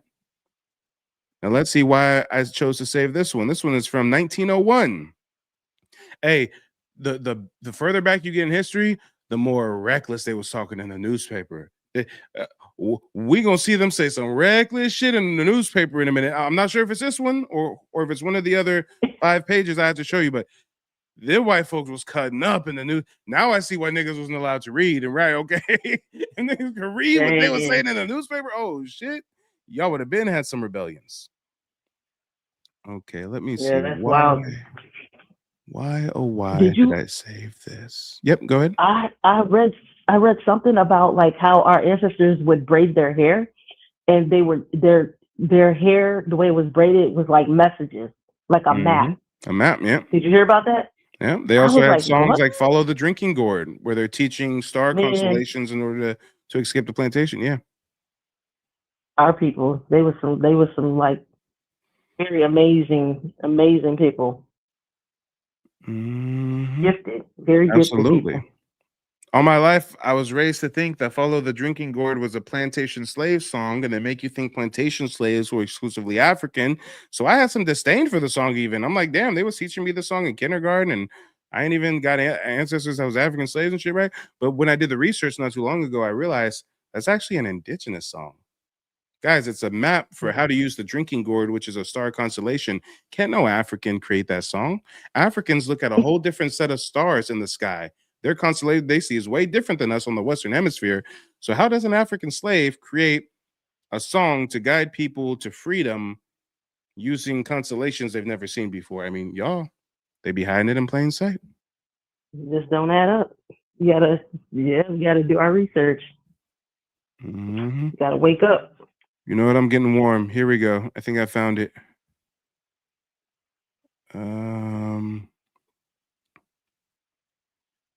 Yeah, they're talking about Central and South America. We're getting warm. Okay, your song, is it complete? Huh? Your theme song, is that a complete song? Oh, yeah, that's a complete song. That's not my theme song. That's from an artist called Phase One. That song is called F Black History. Yeah, if anybody wants to watch that full video, it's online. Okay, so is it on your website or is it on YouTube? No. So that's not my song. That's a whole nother artist. I ain't got no association with him. I just like that part of the song. So yeah, if anybody wants to find that song, you just go on YouTube, type in Phase One, FAIZE. One, just like the number. And the song's called F Black History. Phase One. That song raw. Like the part that you got, I'm like, what? Yeah, I love it. Nice. No, yeah, that was a good part. Now I chose that part because I liked it. Other parts of the song I didn't vibe with that much. He goes into like some Moorish sovereign citizen type stuff or whatever, but that part of the song I was rocking with. It's dope. Oh, I seen something. Oh, damn.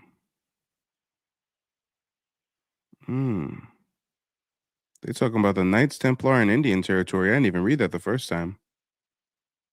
Wilderness of French soldiers. Germany colony. Oh, here it is. Dun, da, da, dun. Look at this. 1901. 1901. I know it's kind of faint. I'm going to try to zoom in on this more for you guys. Won't let me zoom in more. I'm already at 500% zoom. It says here, hunting for the half-breed. Hold on, let me see if I can. There we go. It says right here, hunting for the half-breed. Sherman, Texas, August 18th. The search for Mose Wilder, the half-breed Negro Indian who is said to have murdered Mrs. Caldwell near South something county. They're still on the hunt for the murderer and covering all of the Indian territory from south in Grayson to Wesselville, a distance of 100 miles. Several arrests have been made, but the suspects were released shortly after arrest. The excitement is even more intense, or I can't even see. Hold up. The recruitment is even more intense today than yesterday. And should the Negro be run down, his fate is a matter of conjecture. The officers, however, are taking every precautionary step against much violence. Sheriffs returned from the field of action today and states that there are at least 5,000 men on the trail. Hold on, that's a 5. That's a 0. That's a 0. 5,000 men on the trail, y'all.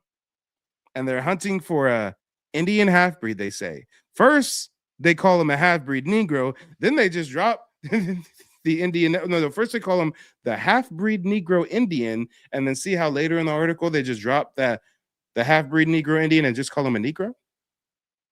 Ridiculous. Who's to even say he's a half-breed Indian? They didn't know his genealogy.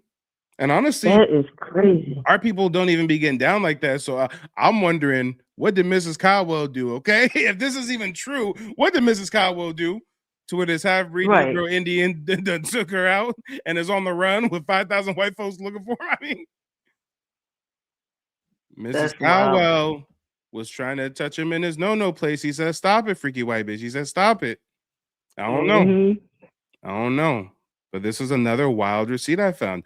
Hunting for the half-breed Negro Indian. Interesting. That's it. 5,000 on the what? What was 5,000 in the 5,000 field? on the trail. Said, come on, 5,000. They said they been recruiting. Like, what is going on? Like, that's just so sad. This next one is from 1907. Let's play the game once again. Why did Mike save this file? What was it about this one that I said, let me save this. There's something about this one. And you know what? I think I know a way to search through this faster. Let me search by the subtitle. The New Republic, Roosevelt ideas to sweep dead issues. President Roosevelt's not going to be that one. Beware of business. Wall Street. The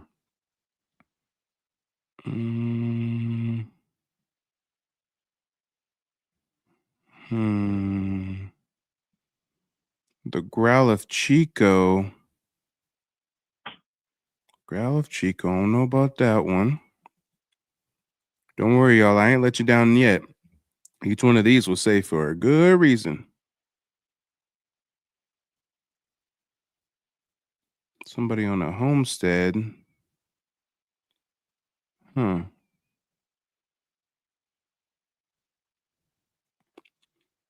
Beware of business. What is it about this one? The Growl of Chico. Gossip at the state capitol. Beware of business. Roosevelt's expanded suite. Let me try Roosevelt's expanded suite. Yeah, y'all getting a behind the scenes look. Okay, there ain't nothing sexy about research, all right? It is boring and monotonous to most. But to me, oh boy, to me, it's as exciting as an Indiana Jones expedition. We find in the Crystal Skull and shit.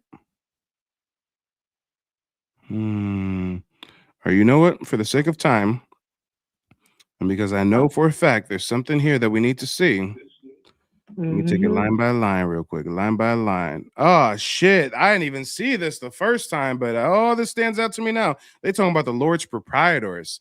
Guys, if you don't know, the Lords Proprietors were like Europe nobility that were granted parts of the Southeast from, I think it was King James or King Charles. I think it was maybe King Charles. There's Lords Proprietors that literally funded exporting Europeans over here to create farms and try to trade with the Indians and eventually take over the Indian land. So this is not what I was looking for, but it's just crazy that I see the Lords Proprietors here. In the last Sunday's letter, some very interesting notes were given of the very earliest laws enacted for North Carolina, those being by the Palatine, the Lords Proprietors, and the Grand Assembly, which then met anywhere and everywhere, there being no fixed seat of government. Much attention was given to the matter of marriages. Actually, this is what I was looking for, I think. The marriages.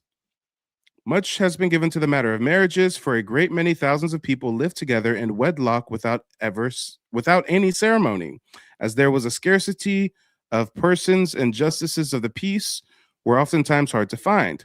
If the truth were known, a surprisingly large number of the early settlers thus lived, what in New York are now termed common law wives, must have been numerous.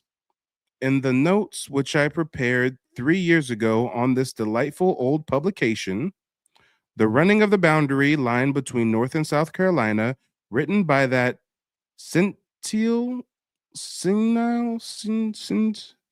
I don't even know what that says, old Virginia gentleman, senile, yeah, that's senile, written by that old senile Virginia gentleman, Colonial William Byrd, he took occasion to refer to this melancholy lack of marriages.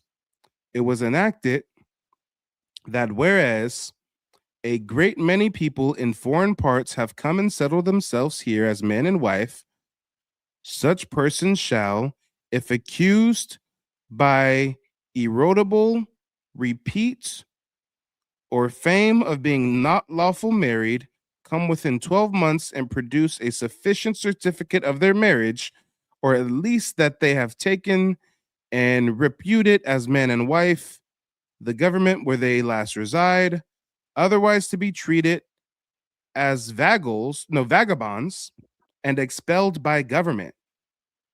The law as to the observance of Sunday was also made very strict, and heavy fines were imposed, together with forfeitures, and the property of the delinquents was to be lived upon by distress. And if the offender could not pay the penalties, he or she was to be set publicly in the stacks for 3 hours. Was to be set publicly in the stocks for 3 hours. They put them on timeout in the public square or something for 3 hours, y'all. The forfeitures went to the church wardens of the parish. Look how the church getting that money. Damn, y'all, hold on, let's pause right there.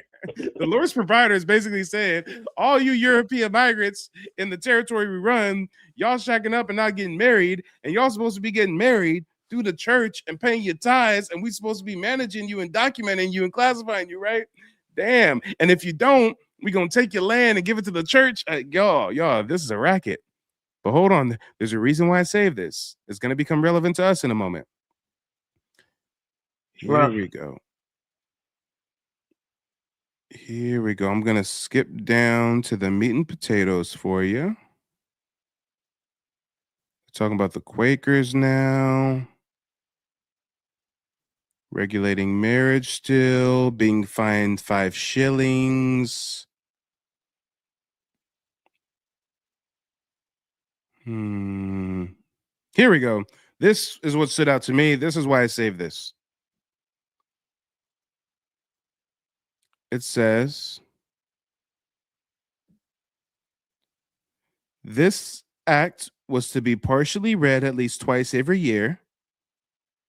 It was further act out that this crime be any Negro, Indian, or mulatto slave, also the killing of any cattle by such, should be punished by the cutting off of both ears and a public whipping for the first offense, and for the second offense, death.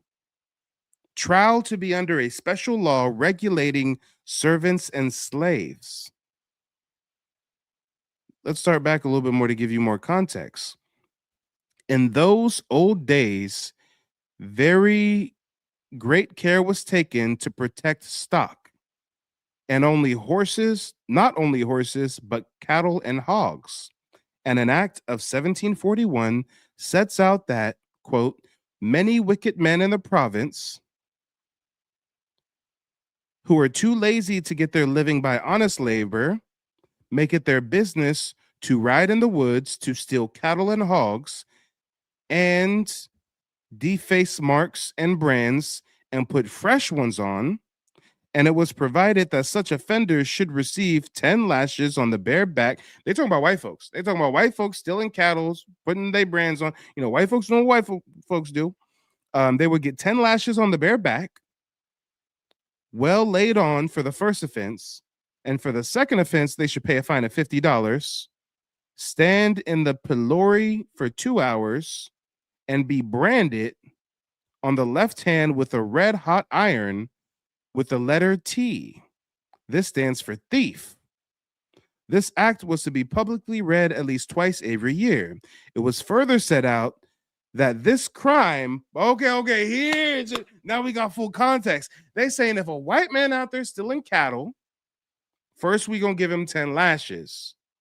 Then we gonna give him a $50 fine. But when it comes to this crime being committed by a Negro, an Indian, or mulatto slave, let's pause right there. That's evidence right there that there were Indian slaves. And you can clearly see by how they're talking about them that Indian, mulatto, Negro is interchangeable. These are the same people, but if you're fair skinned, you're a mulatto. If you look like you have less Negroid features, maybe you look more like the Plains native type, well, they'll call you an Indian. If you're darker skinned, they call you a Negro. But guys, the white boy out there still in cattle, he gets 10 lashes for the first offense.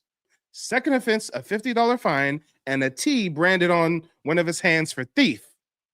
But if a Negro, an Indian, or a mulatto slave kills any cattle, they will be punished by cutting off both their ears and a public whipping for the first offense, and for the second offense, death. Horrible. This is also evidence to how, at one point in time in colonial days, white folks were slaves right along Negroes and Indians.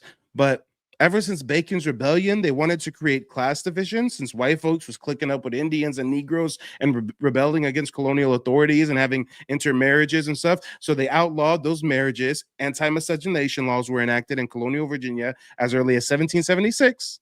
But they also created class distinction. They said, listen, you white folks aren't slaves no more. You're indentured servants. You're more like overseers on the plantation, you know, giving them pipe dreams or maybe buying some slaves of their own one day. But if you're black, you're a slave for life. Your children are a slave for life. They had to create class division so that the white folks would feel superior from the Negroes and the Indians. And this is a perfect example of that different treatment. White man stealing cattle and shit. 10 lashes, first offense. Second offense, you get branded with a T, $50 fine. First offense for an Indian, Negro, or mulatto, first offense is both ears cut off and a public whipping. Second offense, you're taken out. You're done. Horrible. Horrible. And who knows how many of our ancestors were out there just trying to survive, taking some livestock. Because, guys, they're clearly saying that there's animals roaming in the woods and shit, but they got somebody's brand on it, so you're not supposed to mess with it. Imagine how many of our ancestors was on the run trying to make their way. They come across a pig, a horse, or something. Next thing you know, they're getting both their ears chopped off, while the white boy only got 10 lashings. Next thing you know, they're getting unalived, and that white boy only got a $50 fine. Okay. Wow. What you think about that? That is sad. Very sad. Sickening. Sickening. Let's figure out why I saved this article. This one's from 1914.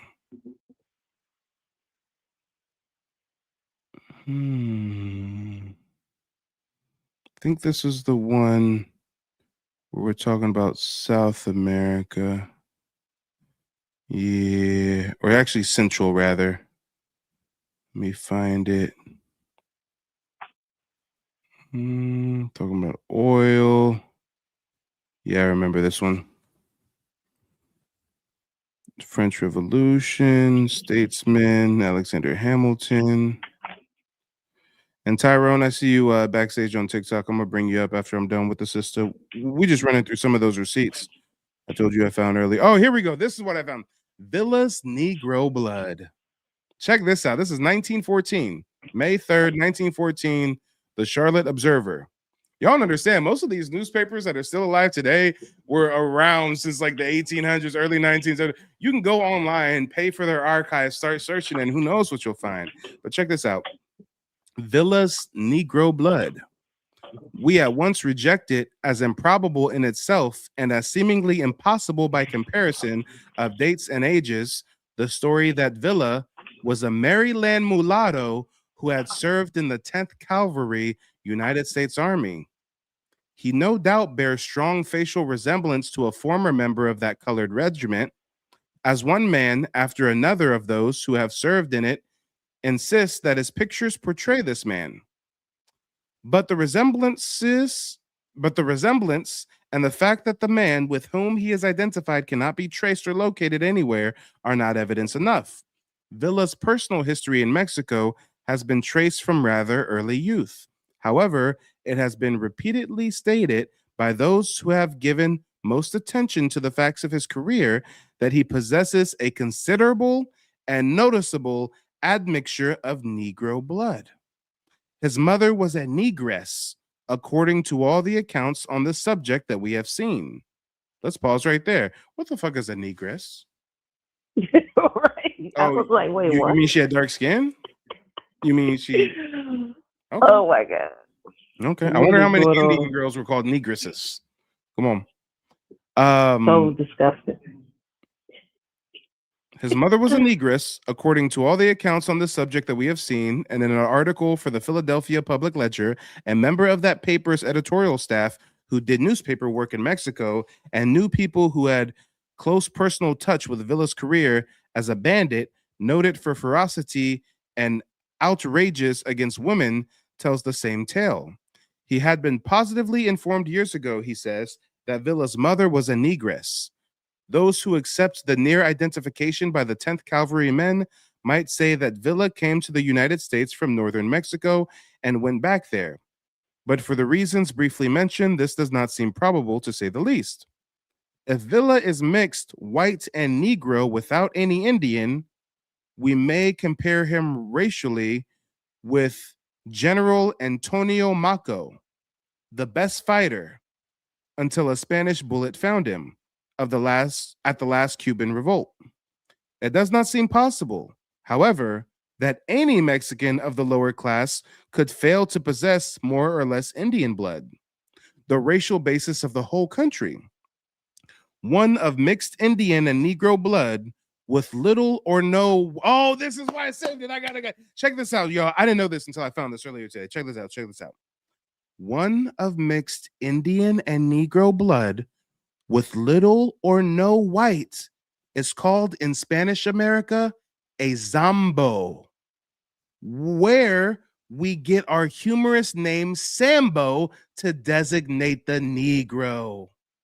It has always been said that the mixture of Negro and Indian produces the most vicious racial combination in the world. And from some experience in North Carolina, many of our people would hardly second this belief. We should guess that Villa is not a true Zombo, but white, Indian, and Negro in about equal degree. Let's unpack that. Interesting. How many of you guys had no idea that the term Sambo comes from the Spanish American term Zombo, which is a Negro Indian? Never heard of that. And they're pontificating over this military dude's ethnic makeup, and they come to the conclusion he's not Zambo. He's not Negro and Indian. He's white, Indian, and Negro in equal degree. These motherfuckers didn't know his parents. These motherfuckers ain't do a DNA test, a blood test. They go from a rumor of some newspaper writer in Philadelphia who says he heard from someone in Mexico that his mother was a negress. For all we know, we dealing with an Indian right here, but they're going to call him an Indian, Negro, and white. But they dropped the gem because most of y'all had no idea that Sambo comes from Zombo. Wow. Y'all see why I was deep in research earlier. Here's another one. 1921. I promise, guys, I only have 1, 2, 3, 4, 5 more. We getting deep with the receipts here. We getting deep. Let's see why I chose to save this one. What was it that I found in this one? Editorial magazine, proximity. Talking about Georgia out west, obsolete phrases, publicity signboards, Gaston County, Sergeant York, operating at people's expense, the scattered nation, the matter of road damage,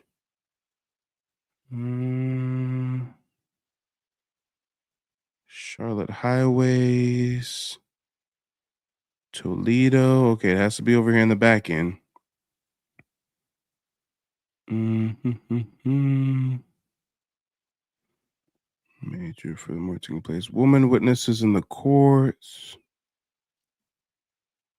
Would need constitutional amendment.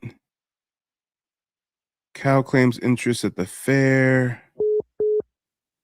Let me see what we're working with here, guys. Let me see. General union staff.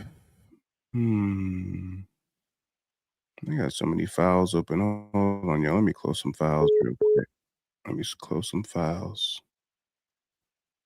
We got someone else trying to call in. 562 number. I'm going to call you back after I'm done with my current call. Thank you for your patience. Much appreciated. Why did I save this one? Welfare officer. Spencer is proud of new interest in Memphis Statesville revival. Why would I save this one? Marriages 10 years ago. 20 years ago. Bulletin board. Tax. All right, y'all. I'm gonna have to run through this one more time because, as we can tell from the last 1, 2, 3, 4, 5, 6, my batting average is impeccable. Okay, it takes a minute, but I find some crazy gem that I discovered earlier and I already forgot about. Let's see what this gem is. Railroads, highways, new building parts in the nation. North Carolina, historic old state. In Old South, prostrate, no real tragedy, agriculture. North Carolina produced more new wealth in 1915 than the entire gold production in California. Damn, this was not what I found earlier, but let me go ahead and drop this gem. Agriculture. The soil and climate and farmers of North Carolina produced more new wealth in 1919 than the entire gold production of California since the Stampede of 1849. She was the fourth agricultural state in the Union, according to government reports, surpassed only by Texas, a vast area, Iowa, and Illinois in order named. Damn. Okay, now they're talking about the factories, manufacturing, total value, incomes. Yeah, we finding gems I didn't even see the first time through.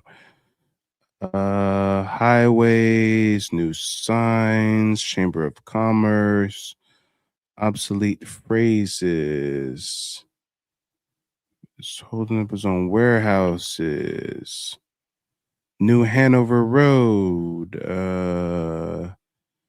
Judge Ray sharpens a stick. Interesting. The Farm Loan Bank. Okay.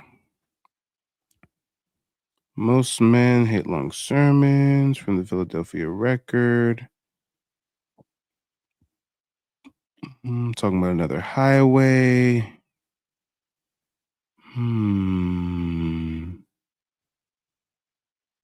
Talking about someone striking oil. We got road damage. Scattered nation. Shout out to Chocolate City. Northern Cali in the building. Savings banks. Government regulations. State of Tennessee.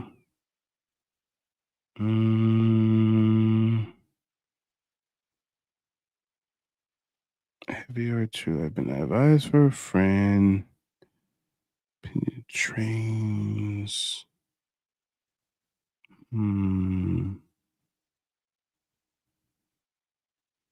Hold on. I think we're warm. You unfit person. They're talking about testifying in court. Married women, Congress.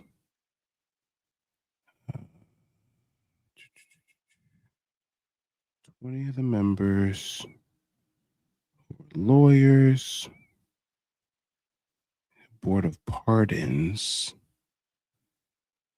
Oh wow, if this isn't fucking insulting. This isn't what I'm looking for, but they're talking about the Catawba County Fair. Catawba was an indigenous tribe that they dispossessed. It's kind of like how Florida has a football team called the Seminoles. You know, it's interesting how the Indians become the mascots. Let me see. What am I looking for here? Didn't somebody? Wasn't it a sports team that they had to the change their logo. mascot? Yeah. Yeah. I think it was the Redskins. And was it Indian Redskins or something like that? Yeah. My mascot in high school, when I was going to high school, was the Indians. Mm. Yeah.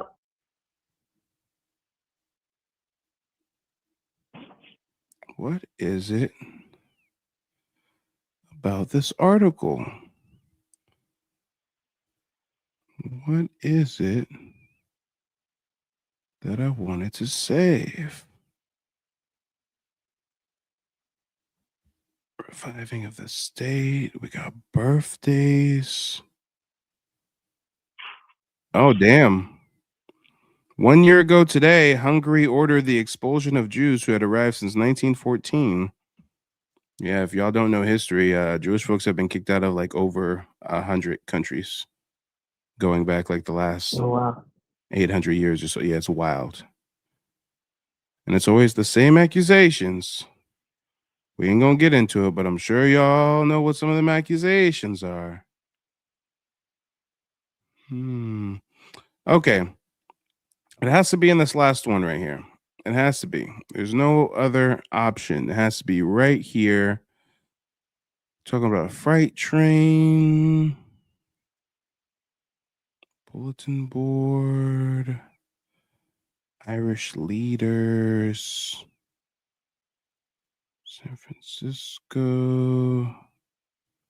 Shots exchanged. Tax on alcohol.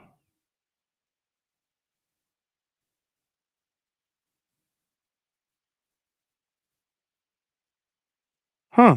I don't think this is what I was looking for, but this one's interesting as well. Dallas, Texas, October. A large crowd of men which came here in motor cars from Fort Worth early today for the announced purpose of lynching David Bunn, a Negro held in connection with the robbery of members of a house party near Fort Worth last Tuesday night, disbanded shortly after their arrival. It was understood they returned back to Fort Worth. Huh. That's interesting. Not what I was looking for, though. Crazy. All right, I'm just going to look through this paragraph one last time, just this one section, and then I'll give up the search. Lord knows my batting average will still be impeccable, even if I fail to procure one of the receipts I'm looking for. But this is one that I kind of skimmed. North Carolina got his name, discovered a miracle. She's one of the most stunning states, stunning country of ours. North Carolina is a historic old state. The revolutionary battlefield of Guilford Courthouse, which made possible the defeat and surrender of Cornwallis at Yorktown, lies within its borders near Greensboro, and the state was prominent in the Civil War. At the close of that historic conflict, North Carolina, in common with the remainder of the South, was prostrate. The flower of her youth had perished. Her fields were untiled. Her currency was worthless. The accumulations of years of prosperity had been swept away by the ravages of war. Her entire economic and labor system had been shattered overnight. There was real tragedy, which has had no counterpart, even if the stricken province of France and Belgium today. It has taken 2 generations to accomplish the miracle, but North Carolina has caught her stride and is rapidly distancing her sister states. Here we go. Hold on. Manufacturing. Even before the great development of the war period, North Carolina was operating as many cotton spindles as Massachusetts. Put that in your pipe and smoke it. You hide-bound Yankees. Damn, they was cutting up. He said, fuck you and your mama, Yankees. They said, cut it up and smoke. What? We was producing cotton in North Carolina. We had these niggas working, okay? Damn. Put it in your pipe and smoke it. You hide-bound Yankees. Cheap labor, cheap power, and the proximity of raw cotton have worked the marvel. The Southern Power Company, having harnessed the streams of the Blue Ridge Mountains, operates 3,000 miles of transmission lines in the two Carolinas and turns the wheels of 300 cotton mills. 3 out of every 4 men in overalls throughout the United States are wearing denim manufactured in a single North Carolina factory. At Greensboro, a mill 4 city blocks long and 2 and 3 stories high. Manufacturers can buy electric power for about half of what it would cost to produce it with steam. Among the greatest furniture and tobacco manufacturing centers in the country are High Point and Winston-Salem, respectively. Could the total value of North Carolina's farm, forest, water, and manufacturing products in 1919 have been converted into dollar bills? According to one statistical enthusiast, the entire export of California fruit could have been wrapped in North Carolina's money. Her hay and grain covered with North Carolina money, and still there would have been enough money left with which to bag all the gold dust ever mined or coined in the Golden State. Incomes. The average income has paid in North Carolina is exceeded only by that in New York State. Federal taxes paid by North Carolina in 1920 exceeded the total amount paid by all remaining southern states. Climate superb. On the coast and in the Great Piedmont and mountain sections, while almost the entire North was sweltering in July heat, the people of North Carolina were sleeping under blankets. Scenery. The Blue Ridge Mountains, almost unknown to the nation at large, have some of the finest scenery in the world and will be a mega for tourists once the state's ambitious road building program has been completed. Education. With all the supposed and actual literacy of the mountain whites, North Carolina has less literacy today than New Hampshire. In expenditures per capita for education, she stands first among the states. In proportion to her capital wealth, 200 public school buildings were erected in the state in 1915. Add to these attractions and attainments a people of enterprise and charm, big men physically and mentally, and beautiful women, and you have conditions which will keep her sister states stepping to remain within hailing distance. The Gastonian County Road Authorities. Hold on, y'all. I'm going to skim forward a little bit more, and then we'll go to the next one. There was something peculiar here that I wanted to save. Still haven't found it. Waiting to be discovered. Semi-tropical section. Talking about Florida palms. Yeah, I don't know, guys. For the sake of time, especially since we got a live caller, we just gonna keep it pushing. And actually, I only got a couple more. This one, I already know where to go. This was just like a really weird cartoon that I found, 1989, not even that long ago. But it does highlight something that most people are not aware of. Check out this little cartoon. Talk about some dry humor, but check it. This dude's wearing a shirt that says, Bloom County loves Crayola. He says, Thornhump here with a friendly salute to the Crayola Crayon Company, which was accidentally mentioned here as selling racially insensitive pink crayons labeled flesh. A grave and foolish mistake. Crayola hasn't had flesh since 1963. Then the dude next to him says, it does have Indian red, though.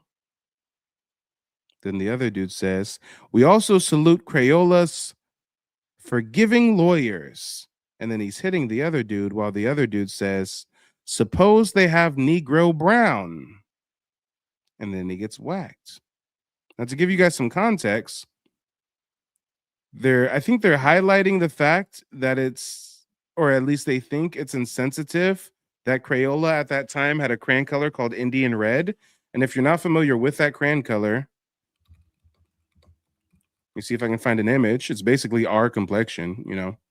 Indian Red was a dark brown, kind of coppery red. They discontinued it, but here's Indian Red right before our eyes. And they're like, yo, they're doing Indian Red. Why don't they do pink flesh? Why don't they do Negro brown? I mean, come on. Come on. Crazy. That's going to go over some folks' head, but some folks get it. This is the color of the Indians. Tell me that's not your color. Tell me that's not my color. Mm-hmm. Come on. Come on. Hold on, though. A couple more. Let's see what. And this one's much smaller. I think what it is this one had the Stono slave revolt.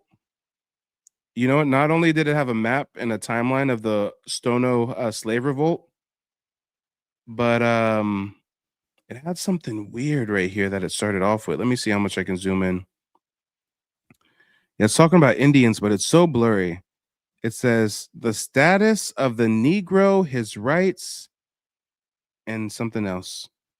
It says the Act of 1780, all Negroes and Indians we're now free. Damn, you know what? I gotta find this actual thing. It says the Act of 1780, the status of the Negro. Let's look that up, guys. 1780 Carolina status of the Negro. I don't know why I added an E on there.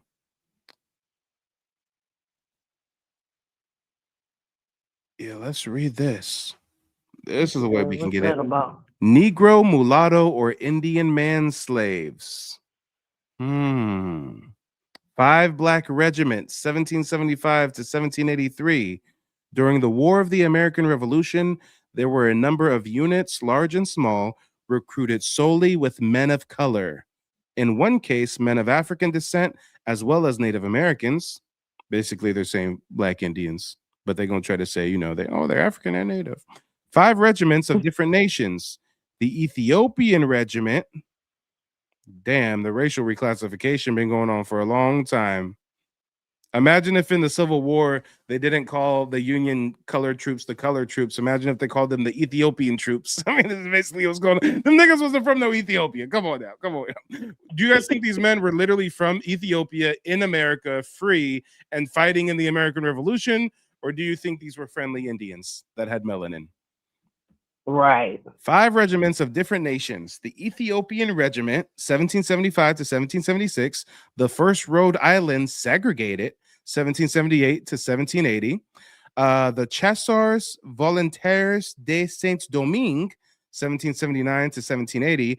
And the Free Battalions of Havana, 1 Pardo, mulatto, and 1 Moreno, black, are of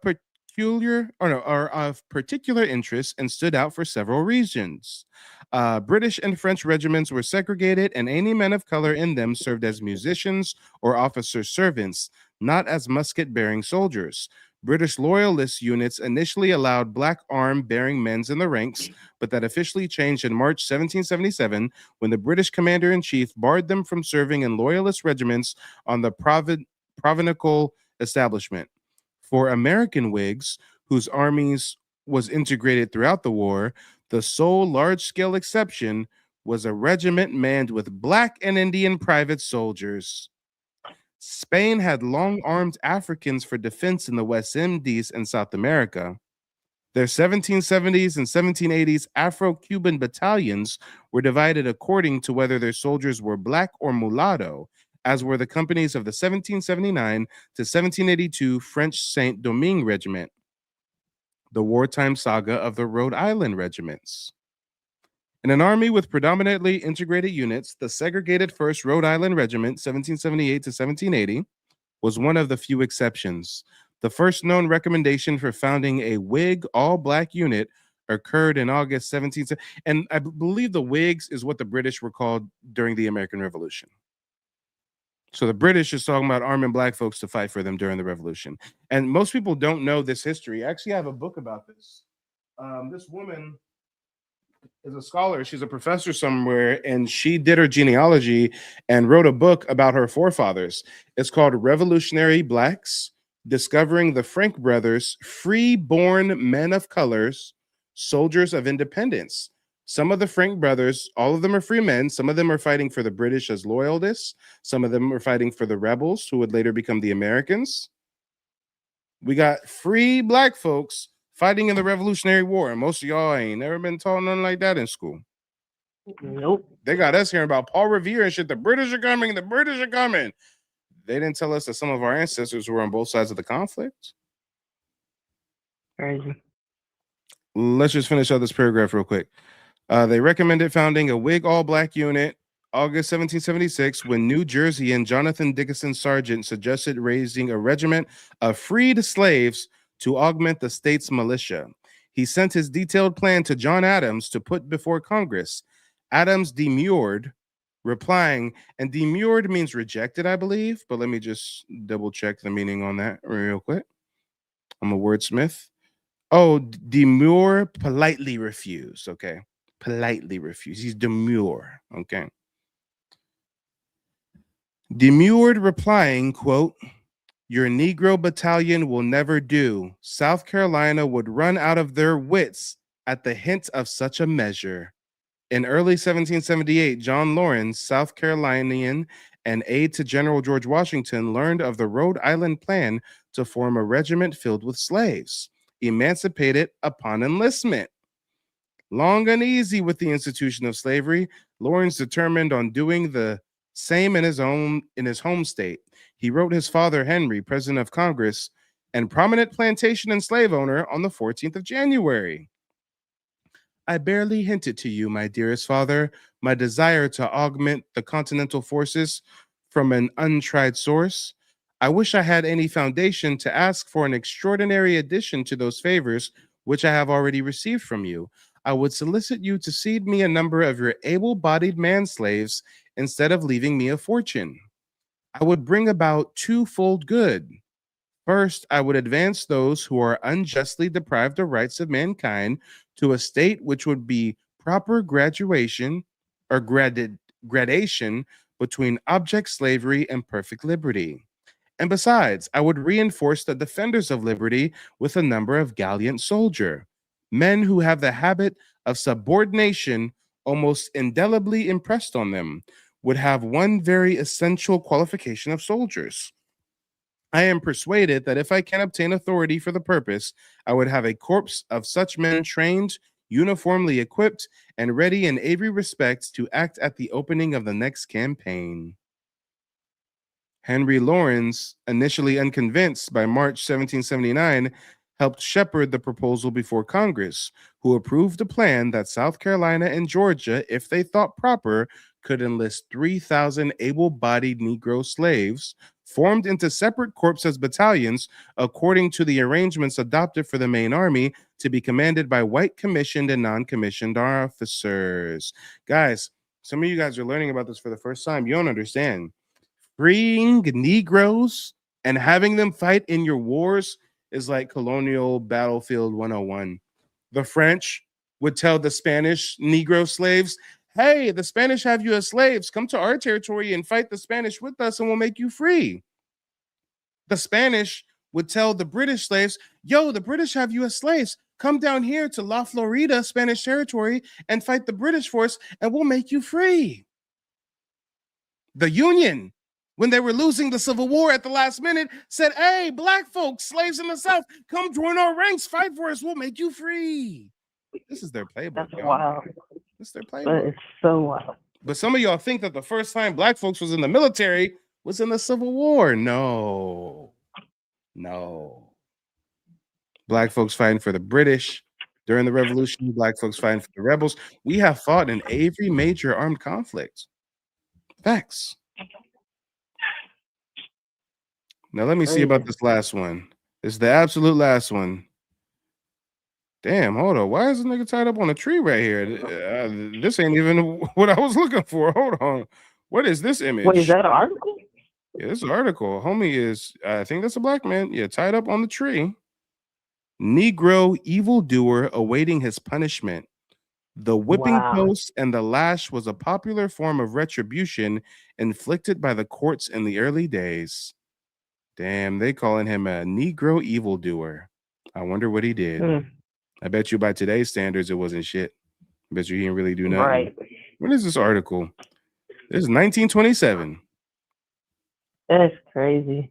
And that wasn't even what I was looking for. So let's see what the gem is that I seek.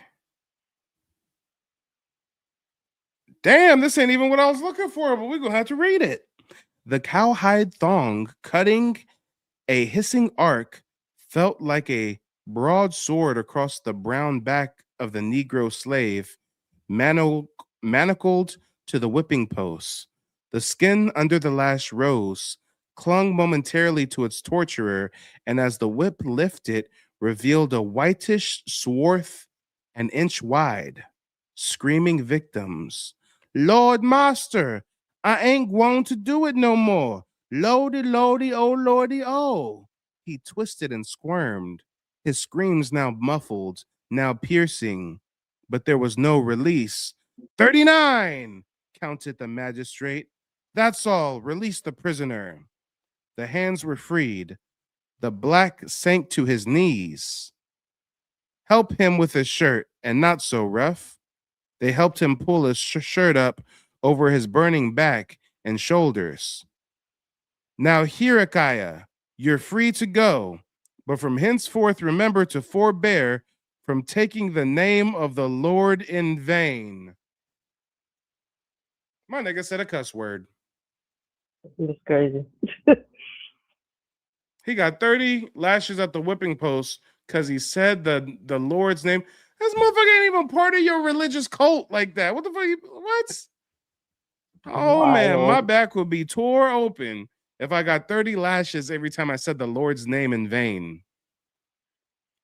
Come on, y'all. Come on. Wow. That's some wild stuff. Yes, sir, boss. And Hezekiah did not tarry upon his going. Therefore, it was never recorded that he cursed. Tough on sinners. In the good old days, they were rather rough on those who tread upon evil paths. The fellow who broke the law had a hard time of it. They didn't make national heroes of their criminals in revolutionary days. The tabloids didn't write them up. The feature writers didn't interview them. The Society for the Prevention of Punishment to Criminals did not send committees to serve them with bonbons and hot chocolates in their luxurious detention apartments. No, sir. The fellow in the old days who stole a horse got it in the neck, and he wasn't long getting his hemp necktie. I think that's hanging. His hemp, yeah, hemp is rope. His hemp Yeah. necktie. They talking about hanging a nigga. Damn. In Necktie. 2 old Mhm. statute books owned by a citizen of Mecklenburg County and once the property of Judge Edwin J. Osborne, compiled by Francis Xavier Martin, Esquire, in obedience to a resolution of the legislature and dated 1792 and 1804 respectfully, are numerous statutes revealing methods of punishment for various crimes that in this day would be looked upon as barbarous. A short explanation of the books will aid in getting the proper perspective. The first published volume is entitled as follows: Collection of the Statutes of the Parliament of England in force in the state of North Carolina, published according to a resolve of the General Assembly. Y'all, I gotta find that book. Hold on. The statutes of the Parliament of England in force in the state of North Carolina. And that should be enough. Long ass title. Here we go. We got it on Amazon. I'm gonna have to pick it up. $34 for the paperback. A collection of the statutes of the Parliament of England in force in the state of Carolina. Yeah, let's go ahead. Add that to cart real quick. One time for the one time. And yeah, Tyrone, I'm gonna bring you up in just a moment. Let me see. Can we get a little PDF of it or something? Abe's book is where I normally get all my original copies. See, they selling the original hardcover for $2,000. That's how they Wow. had the history in a You know, book. the truth be costing. They want us to pay. Hey, most expensive book I've got is about $800. I had to import it from Europe. And when I Wow. read the name of the book, you'll know exactly why. Hold up. Written by a Jewish Ivy League professor. Diasporas within a diaspora. Jews, crypto Jews, and the world of maritime empires from 1540 to 1740. Oh wow. Yeah, I had to come up damn near a rack for that one. $800, and I see that one is 2 stacks. Damn. Mm-hmm. Well, I've seen some books that are $34,000. You know some stuff in them. Mm-hmm. Let me hit the jackpot. Absolutely. So gotta get that. That's the hidden history. So the University of California, Berkeley. Let's see if they've got a little. It says it's available online. Oh no, they want me to log in. I gotta be a student or something. It's all good. But let's read what they're saying here about these statues. They say the Great Charter. The preface explains that the author began at the Magna Charta, and many of the statues were originally couched in Latin or French. The opening page dates the laws from the Great Charter, made in the 9th year of King Henry III and confirmed by King Edward V in the 25th year of his reign. 2 statues are quoted under this caption. On the second page are statues made at Merton on the 23rd of January in the 20th year of the reign of Henry III, and then the year of our Lord 1235. The preface is dated at Newborn, July 15th, 1792. A great many of the statutes in relating the punishment to be meted out for the offense specifically provide, quote, without benefit of clergy, end quote. The other volume of these highly interesting and valuable old books has the following title page: The Public Acts of the General Assembly. At a general biannual assembly held at the house of Captain Richard Sanderson at Little River, began on the 17th day of November 1715 and continued by several adornments until the 15th day of January 1716. False testimony. Here's what I was looking for in this book. Here's what I was looking for. False testimony. Here is one of the laws relating to the punishment of Negroes who give false testimony. It was evidently passed in 1741, judging by a marginal note. Quote. Is that a quote? I'm not sure if that's a quote. I think that might be. I think they're quoting the law now. Here's the law. And to the end, such the laws written at the beginning or middle of a word, Negro, mulatto, or Indian, bond or free, not being Christians, as shall hereafter be produced as evidence on the trial of any slave or slaves for capital or other crimes, may be under the greater obligations to declare the truth. Be it further enacted that where any such Negro, mulatto, or Indian, bound or free, shall upon due proof made or pregnant circumstances appearing before any county court within the government be found to have given false testimony, every such offender shall without further trial be ordered by the said court to have one ear nailed to the pillory and there stand for the space of 1 hour. If they think you're lying in court, they gonna nail your ear to some pole and you're gonna have to stand there for an hour. That's ridiculous. Okay. So harsh. Just because they think you might be lying. That's crazy. My goodness. And the said ear to be cut off. Oh. So first they're gonna pin your ear to a post for an hour, and then when the hour's up, they're gonna chop off that ear.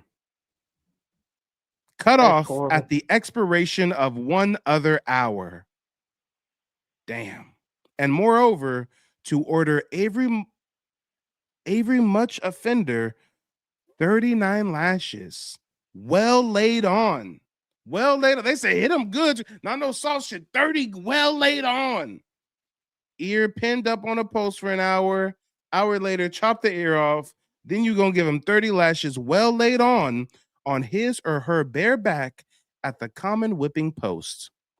It provided in a subsequent clause that the trial judge in every such case should first warn the Negro, mulatto, or Indian of the penalty for not telling the truth on the stand, and it was further specified that the master of such Negro or mulatto or Indian should have the right to appear at the trial and make whatever just defenses he can for such slave or slaves. Ears hacked off. It was no uncommon sight in the old days, and even up until the time of the Civil War, to see Negroes with their ears hacked off or otherwise judicially maimed. In many cases, also, people were branded with red hot branding irons after having been convicted of some particular crime whose punishment was branding. Everyone is familiar with Hawthorne's Scarlet Letter. Nah, I don't know nothing about that. I gotta look that up. Hawthorne's Scarlet Letter. Oh, it's a novel. Okay. From Nathaniel Hawthorne is a classic American novel published in 1850, set in 17th century Puritan Boston, Massachusetts. It tells the story of Hester Prynne, who is publicly shamed and forced to wear a scarlet letter A. Oh, yeah, the scarlet letter. Okay. For adultery after having a child after wedlock. Hey, if that was today's standards, lie, you wouldn't be walking around with some A's on you, okay? They're gonna shame you just for having a baby, not being married? Okay.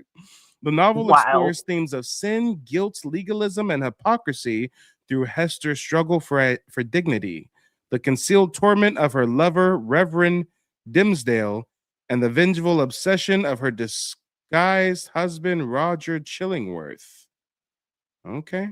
So yeah, the white folks are very familiar with the Scarlet Letter book. You know, that's not really on our reading list, but hey, the white folks got that one. It says everyone's familiar with the Scarlet Letter. During the office of His Excellency Gabriel Johnson, it was enacted by and with the evidence and consent of His Majesty's Council and the General Assembly of the province that any free person or persons convicted of stealing or mismarking cattle or tampering in any way with the brands on the aforesaid cattle should be required for the first offense to pay a fine equaling in value the cattle so stolen or mismarked, and in addition 10 pounds to be given 40 lashes, well laid on upon his bare back. The punishment for the second offense, in addition to paying the fine mentioned above, was stated as follows. And this is for white folks, obviously. Quote, for the second offense shall pay the fine mentioned above and stand in the pillory 2 hours and be branded in the left hand with a red hot iron with the letter T. I think we read the same thing earlier in a different article. Manslaughter was likewise punishable with the letter M. There were also certain other crimes in which branding was the punishment specified. Perjury was looked upon as a grievous crime. The statute mentioned above, which related to slaves and others who were not Christians. Wait. The statute mentioned above, which related to slaves and others not Christians, was rigorous, yet the punishment for the whites was likewise very harsh. Willful perjury. And net for the punishment of such persons as shall procure of commit any willful perjury, provides that if any person shall willfully and corruptly commit perjury on his or her oath or affirmation, in any suit, matter, controversy, or cause, depending in any of the courts of the state, or on any oath or affirmation made, or in any deposition or affidavit taken pursuant to the laws of the state, every such person on offending and being thereon convicted shall be fined not exceeding the sum of 500 pounds and shall stand in the allery for 1 hour, at the expiration of which time both the ears of the person so offending shall be cut off, and severed entirely from the head, and the ears cut off, shall be nailed to the pillory by the officer, and there remain until the setting of the sun, and the person so offending shall thereafter be rendered incapable of giving testimony in any of the courts of the state, or in any case whatsoever, until such time as judgment so given against the said offender shall be reversed. The punishment for the person who procured the perjury of another was set forth as follows: quote, shall stand in the pillory 1 hour, have his or her right ear cut off, and shall be fined in the discretion of the court a sum not exceeding 500 pounds, by a law passed at the meeting of the General Assembly in the year 1790, beginning on November 1st, held at Fayetteville. A previous act in regard to horse stealing was repealed, and the following law was passed.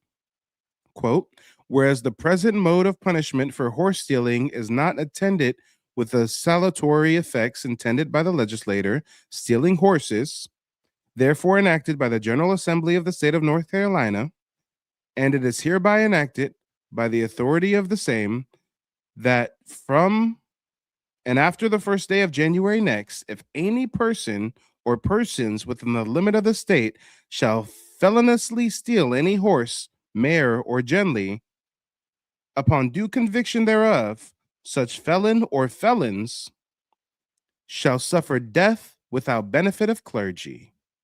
Damn, that's how serious it was taking a horse back then. Horse should just straight death for stealing the horse. Evidently, the old-time legislator figured when they enacted that law that they had passed, one would stop horse stealing. It stopped it for the thief, at least. Damn, they say motherfuckers are still stealing horses, but the thief was dead afterwards, so I guess the thief stopped, right? Okay. There were numerous offenses punishable by death without benefit of clergy. For instance, notice the following statute passed at the time of the General Assembly. Quote, whereas many evil disposed persons going from one part of our country to another do marry, having another husband or wife still living, to the other destruction of the peace and happiness of families, be it enacted that if any person now married, or who for after be married, doth take himself or herself another husband or wife, while his or her former husband or wife is still alive, every such offense shall be felony, and the person so offending shall suffer death, as in cases of felony, provided always that this act shall not extend to any person or persons whose husband or wife shall continually remain beyond sea for the space of 7 years. Also, if your spouse is at sea for 7 years, you good. But otherwise, you gonna die if you taking another husband or wife and your husband or wife's still alive. And back then, I don't think they had divorce. I don't think divorce was a thing. Damn. Contrary to general opinion nowadays, dueling at that time was outlawed, although very commonly engaged in. The law specifically forbade the practice, an act passed in 1802 with the legislature meeting entitled An Act to Prevent the Vile Practice of Dueling in the State. Yeah, these white folks had all kind of laws for them. That's the last one that we're going to go through today. But Lord, oh Lord, you see how cumbersome pulling the receipts can be. Come on. Rough and harsh. A lot of harsh stuff going on. Y'all just got a little sneak peek into what we're doing for hours and hours and tens of hours behind the scenes. We appreciate it. It's good stuff to know, though. You know, it's our people, our family. So, you know, they've been through some stuff. We just got to learn our research and just be proud of, you know, where we come from. So, very important. Oh, okay. So my great grandpa that's on the rolls is a Charles Gibson. So he told me to remind you. So. Oh yeah. Appreciate it. And yeah, that's crazy how you know, in some situations like yourself, I mean, it doesn't even take that much digging to find ancestors documented as Indians. Hey, sometimes it breaks my heart though. Sometimes I have people who hire me to trace their ancestry, and I can find evidence of their ancestors being indigenous, but it doesn't always result in tribal citizenship. I mean, sometimes their ancestor might be classified as freedmen. that tribe currently doesn't accept the freedmen. Or like sometimes our ancestors will sign up with the Dawes Commission to be recognized as members of the tribe, and the Dawes Commission will straight up say we're going to reject them because they look like they're mixed with Negro. Like I literally I had to tell a lady the other day, show her the documents where, yeah, look, your ancestors are Choctaw. They're signing up with the Dawes Commission, and these white federal agents say they look like they have to be mixed with Negro blood, so they rejected their application, and they got reclassified as That's Negro. crazy. That's crazy. Wow. Yeah, That's sad. It's absolutely really sad. But hey, go ahead and leave us with some closing remarks. I got one person who was trying to call while we were talking. I'm gonna call them back, and then I'm gonna bring up Tyrone, and then we'll close it out. Just keep doing what you're doing.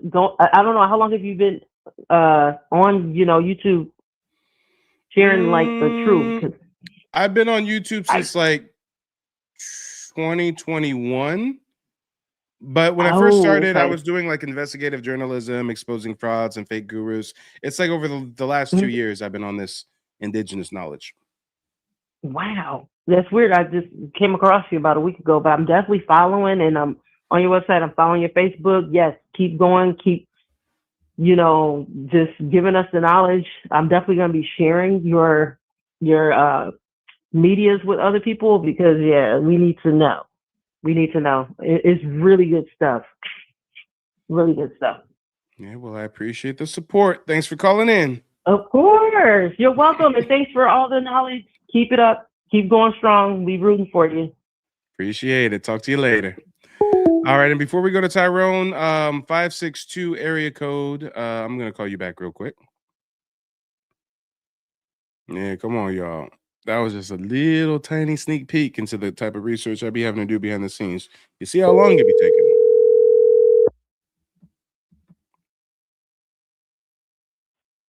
Hello? Hey, caller, let us know where you're calling in from and what's on your mind.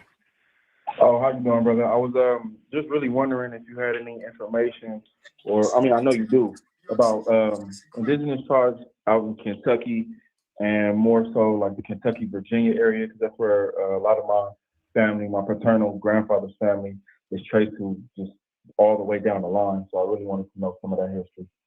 Okay. And when you say you got family traced to Kentucky, did you say Kentucky and Virginia?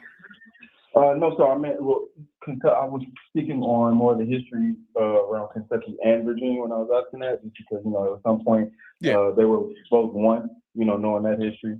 Mm-hmm. Oh, yeah, absolutely. And when we talk about Kentucky, do you know like any specific counties where your ancestors may have been in? My family is all from Louisville, so Jefferson County, all around that area. Give me just a moment. Let me go into my archive because I like to structure things by county because there's so many tribes. Oftentimes it's easier if we be a little county specific, if you will. Did you say Jefferson County or something else? Hold on here. Let me go ahead. I'll go to my ancestry right now just so I'll be more specific. Give me 1 second, brother. My bad. Calling back at a little. Oh, you know what? I've got my volume turned down hella low for some reason. Let me go ahead and bump my volume up. Now I can hear you. Okay. No, I was just saying call me back at a little tough time, but I could go ahead and get this for you. Just give me 1 second, man. Yeah, take your time. All right. So we going to my Patterson line. We go all the way back. We're going to Jetta. Now it's on both, and that's for like my paternal grandfather, his mother, and his father. They all go all the way back. So let me go ahead and just see more specifically.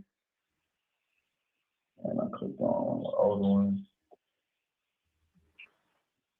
Oh, not that one. Sorry, let me give me a second. Oh no, you good. Shoot, I just took like the last 45 minutes running through them receipts. Okay, I got patience. Oh yes, sir. Let me see, Joseph. Hey, and I'm telling y'all, my batting average is impeccable. Out of those 10 or 11 newspaper articles, I think it was only one. There was only one where I couldn't find the previous thing that I was looking for. Everything else, we did it okay. Oh yeah. Okay, so I'm gonna go back to Princeton Martin within our bloodline. That's the furthest that I've gone back on my paternal side so far. I still got a lot of work to do. But he was a mulatto slave, and he was in Franklin, Kentucky. What is Franklin, Kentucky county? Okay. Well, you know what? I know you do have ancestry in Virginia. I'm gonna focus just more so on the Kentucky side, just because Virginia indigeneity has been like so well documented. I mean, people talk about Walter Plecker, Racial Integrity Act, so there's a lot of a spotlight on the paper genocide and the racial reclassification that's gone on since the early colonial days of Virginia, like, since Bacon's Rebellion, right? But when we talk about Kentucky, that's something that folks don't really mention as much as they should. Now, as far as the different tribes in that area, I mean, there's going to be quite a few. One of the most prominent tribes that come to mind would be like the Shawnee. But give me just a second, and I'm going to see if I can pull up a couple case studies for you, because in these different territories, there's always kind of like a reoccurring theme: colonization, conversion, battles or wars taking place, the Indians losing, the men being taken as slaves, sent to plantations or sent to the Caribbean, et cetera, et cetera. But let me take a look at what those case studies look like more specifically in that Franklin County area. And is it just Franklin County, or are there any other counties that you're able to name? Mainly, that's the main county for a lot of the bloodline. Again, from my paternal grandfather. That's Nice. a lot of the county names again. And then if I go to like my father and my maternal, a lot of hers goes back to the Carolinas, more specifically North Carolina. Again, still got a lot of work to do. There's so many grandparents to go through and to take notes on. So still just working on it. And then I've just been noticing on my own Ancestry account, a lot more people have been tracing our bloodline. So there's a lot more people who, distant cousins or what so have you, that I see have been putting in work themselves, and new names are popping up. So right now I'm about to pay for, that premium account just so I could go ahead and start adding more to my tree personally. Yeah, for sure. Yeah, most of, and that's actually the value of the genealogy consultations I provide, because sometimes I have people who consult with me and they're like, yo, Mike, I've been paying $30-40 a month for Ancestry.com for like 2 years and I'm still spinning my wheels, right? And during those one-on-one sessions, I actually teach people how to properly search Ancestry.com and which articles to go through and which databases to access. But as far as Kentucky, again, you got the Shawnee, you've got the Delaware. Fun facts. Delaware Indians are kind of unique in the sense that most names, such as the Shawnee or the Miami or the Cherokee or the Chickasaw or the Iroquois, most of these are like the tribe's actual names that they call themselves, right? The Delaware, no. The tribe Delaware and the state Delaware is named after the Lord of War, Delaware. He was a warlike man that was sent from Europe out here to that area to force the Indians into submission, and he was successful. So they named the Indian tribe after him. Y'all don't take my word for it. Look it up. Wow. That's crazy. How you name a tribe after the white man that beat him down? I mean, come on now. Come on. I mean, white people. In 1610, it was named after Sir Thomas West, the 3rd Baron de la Warre, the first governor of the Virginia colony. Oh, wow. Okay. It gets deep with the history. Definitely got to look up the first governor. But as far as the wars and whatnot, I mean, you've got the French and Indian War era. You've got the Revolutionary War era. You've got the Frontier War decades. So, I mean, if we're going to go kind of in chronological order, there was a settlement that surged in central Kentucky in the 1770s. The indigenous population at that time was mostly like multi-tribal raiding parties. So, it's different tribes linking up, kind of like a Confederate network. They would actually do raids into the settlement of Kentucky, basically trying to drive the Europeans out.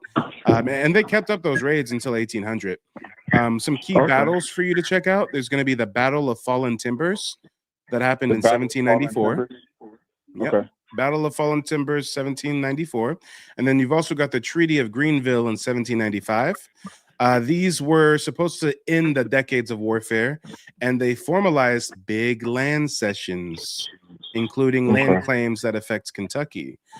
Kentucky was basically Shawnee hunting grounds, but the white settlers came through and they were poaching. They were taking the animals, they were taking the fur. So, it was always a big point of contention. And most people don't really hear about the early slavery, but you got to understand that Kentucky law evolved from Virginia law. And that's a big reason why I wanted to ask you, because I knew that everything that was done in Kentucky was mirrored from Virginia, because again, Virginia and Kentucky were right next to each other. And again, at one point in history, Kentucky was part of Virginia. So exactly. Yeah, Virginia went all the way there. Yep. And I also meant that's like the start of what they would call this, what you call the South, because it's not, north, what they call nowadays, the most northern southern state and the most southern northern state. So just like you said, it makes sense on it being a hunting ground for more of the more plains, And then it goes on to say here in the 1798 law, there was a law that addressed slaves, free Negroes, mulattoes, and Indians. So they actually had an intermediate legal status for free people of color as early as 1798 in that area. They also talk about free papers or certificates that were required to prove free status. I actually have that from my one of my paternal grandfather, Princeton Martin. I actually found those, and at first, just because again, just doing more history and understanding things, I thought it was, he was that first person in the bloodline to buy his freedom from slavery, but not understanding that even what they may have considered a slave, really it was, again, still part of what I guess you could call reclassification. And if I'm ignorant, please correct me. Because people, will be freedmen and live on that land and say, we kind of own you, even though they never actually had them enslaved. They never actually may have had them do work for them on any of those plantations, but a family may have just owned that person just because they were a Negro or a mulatto. It's like, imagine if slavery was like modern employment. And it's like, hey, I don't want my homies to have to go work for an evil ass boss. So you come work for me and you're my corporate employee, right? Yeah. So yeah, it was definitely kind of a way of protection. And that's something that's happened in the Americas time and time and time again. It also says here that the first time we really see the Indians reclassified as colored is on the 1870 census. Yes. Because again, that was in what census was this one in? For my grandfather, let me see it again. And it goes on to say that, and I'm just paraphrasing these laws, but they basically started to blur the Indians into the mulatto / free colored status. So the fact that you're finding ancestors in that area classified as mulatto, there's a high likelihood that these are indigenous people reclassified. But the average person doing their genealogy doesn't also have that kind of history on the counties and what was going on through colonial times. So no, there were Indians taken as slaves and reclassified as mulattoes. There were Indians who assimilated and get reclassified as mulattoes or free persons of color. I saw the $363 that he paid to not be considered a slave anymore. And that was in buying their freedom. He was born in 1823, so around that time, like you said, it makes sense for him to be classified as mulatto, and then his son, Walter Martin, to be classified as colored, which says on his census. This is how crazy the history gets. This is how much they lied to us. I was doing research the other day. I found evidence of a man who was a slave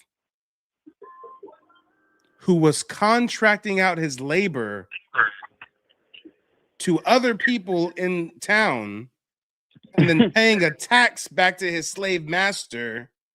And while he was out in town doing labor, contracting out his labor, he won the lottery and used the money from the lottery to buy his freedom from his slave master. What the fuck are we talking about? Yeah. Slaves are contracting their labor and traveling and renting a house in town and checking with their master once a week, give him a little bread, make sure he cool. Hustling. It enters a lottery. How the fuck is a slave in a lottery?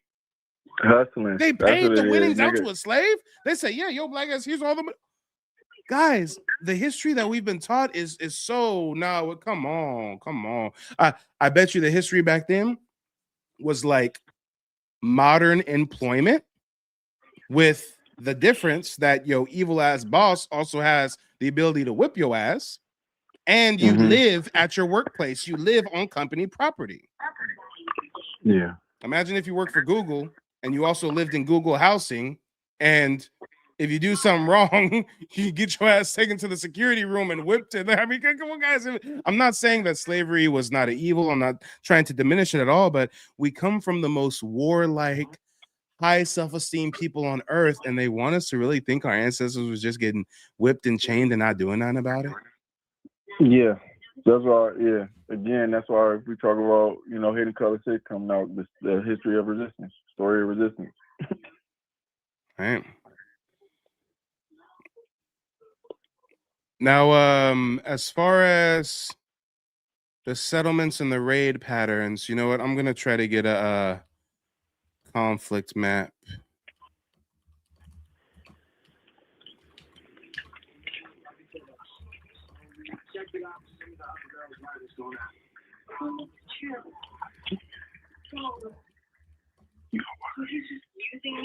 All right, let me see if I can dive a little bit deeper with this conflict.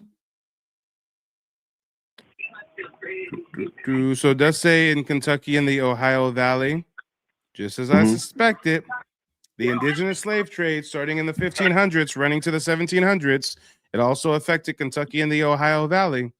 You had thousands of Native Americans who were enslaved, transported to Carolinas, Charleston, Boston, or St. Augustine, loaded on ships, sold to plantations in the Caribbean or other colonial territories. The tribes that were shipped to the Caribbean are going to be the Shawnee, the Cherokee, the Creek. After wars and raids, prisoners were captured, transported to coastal slave markets, then shipped to West Indies sugar plantations, sent to Jamaica, Barbados, Bermuda, Antigua, Haiti, called Saint Domingue at the time. You then had the Carolina slave trade from 1670 to 1715. This was the largest indigenous slave trade in North America. Historians estimate 30,000 to 50,000 Native Americans were enslaved during this period alone, just between the period of 1670 to 1715. That's 85 years? Wait, no, that's not 85 years. That's 45 years. In just 45 years, 30,000 to 50,000 Indians were taken as slaves. These were the Timucua, the Yamasee, the Guale, the Apalachee, the Tuscarora, Creeks. Damn. When people will tell you, Native Americans weren't. They're talking about the Paleos. Hey, it says here, the Indian slaves were traded 4 Indians for 1 African slave in Charleston markets. And I think I know why an African slave was so sought after. They are a very meek, subjugated, servantile-like people. They were rare. That's why the African slaves were worth more. Oh, you hit on that. Not only are they more docile, easier to control, they're not really going to rebel naturally. But like you said, they're rare. It costs so much more to get them over here. So 4 Indian slaves for the cost of 1 African slave in Charleston. Or like I said, most documents will say, they reclassified more 4 Negro slaves for an African slave, because there was a difference between a Negro and an African. Exactly. Okay. Oh yeah, thank you. I appreciate you, dog. Like, I got a lot more homework I'm gonna do, but yeah, man, you already know. Obviously, I'm tapped in with your shit, so I'm gonna keep going, and I'll call in soon to speak with you. I go by the name of Clean, by the way, Mr. Clean. All right, Mr. Clean. That's my nickname, man. It's gonna be easy to remember. And Well, with a nickname like that, is it wrong for me to assume that you a bald nigga, bald nigga, bald nigga, bald nigga, bald nigga? bald light skinned nigga, because my granddaddy wanted to have kids with a white woman. So damn, I feel you. I feel hey, I'm bald and light skinned too. Hey, truth be told, the only reason why I wear a hat on stream is because it's one thing to be bald. I'm cool being bald, okay. But with all the lights in the studio, I can't be bald with a shiny ass bald head. Like I can be bald, but it can't be bald and shiny.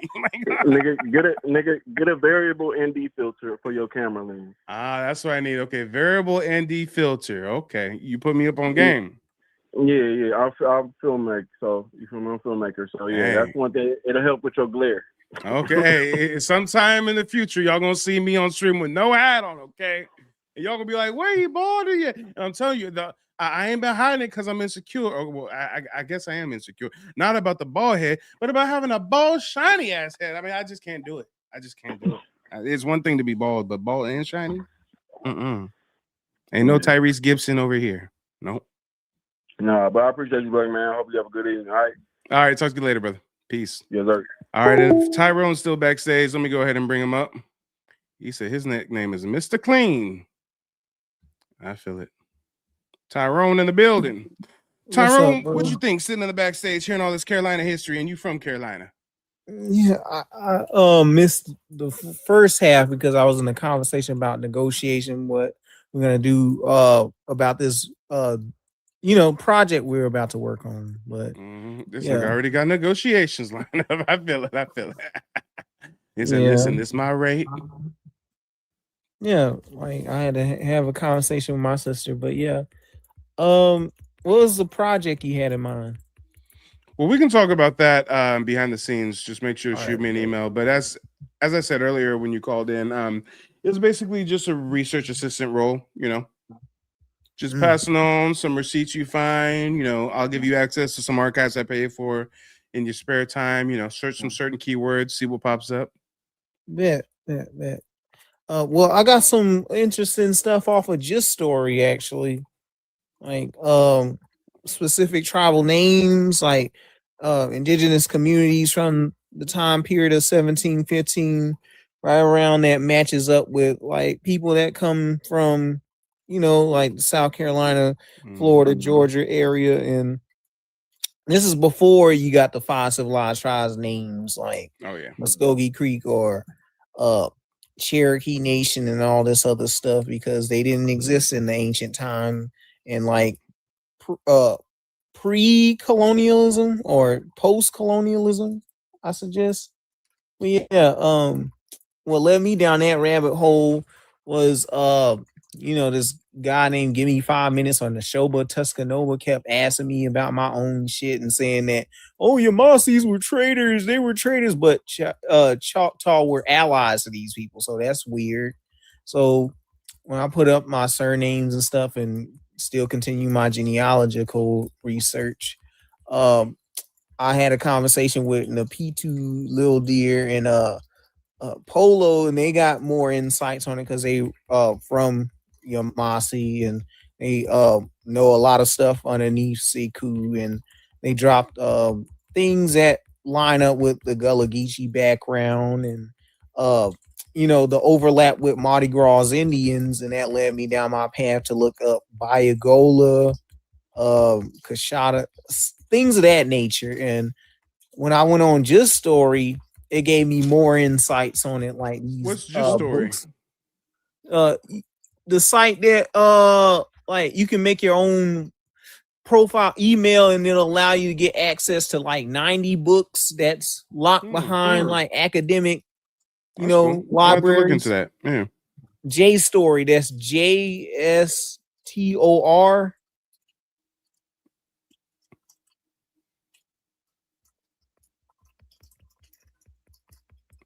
Yeah, I'm gonna look that up right now.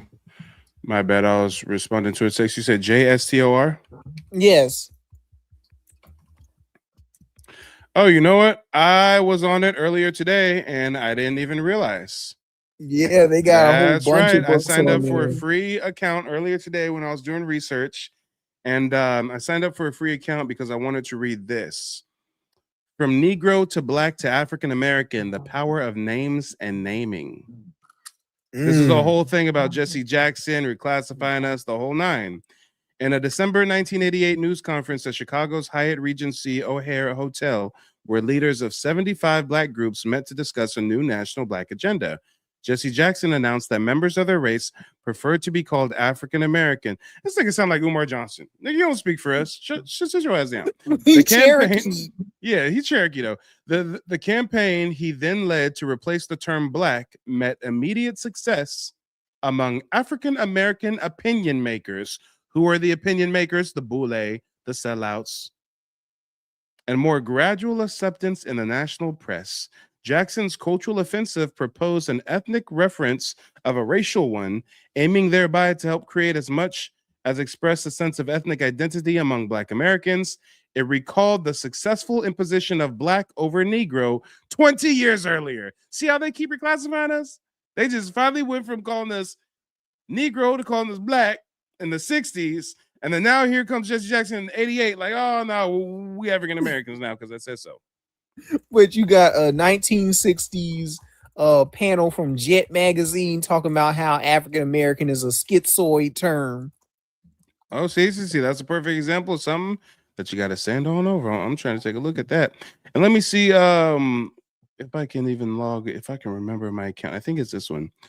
Let me keep on reading because I think this one actually had kind of like interviews from people who were talking about what they think. Unless I have this confused with another one. Black people have not suffered as individuals, but members of a group. Yeah, now I got to finish reading this one later. But yeah, no, earlier today I was on Just Soar and I did a free account just so I can access this because originally I found it on, I think it was Oxford Archive, and they wanted me to like pay something for it. But then Just Soar was like, oh no, free membership, we'll give you access. So yeah, shout out to Just Store. Yeah, Hey, stuff. You have a phone right now? Give me a sec. Yeah, I got a phone. Oh, okay. Well then, yeah. As soon as I finish the stream, just call me on my call-in number above my head. And when you call me at my call-in number, that's my Google Voice number. But I'll give you my cell phone number, and then you call me on my cell phone number, and we can chop it up while I have my nice smoke break and talk some business. All right, man. Cause yeah, did you see that segment where I was going through those newspaper clippings I found earlier? Yeah, the second half, yeah, the one with the funny papers and somebody sminched. Yeah, no, that should be time consuming. That's a perfect example. The ear on the post.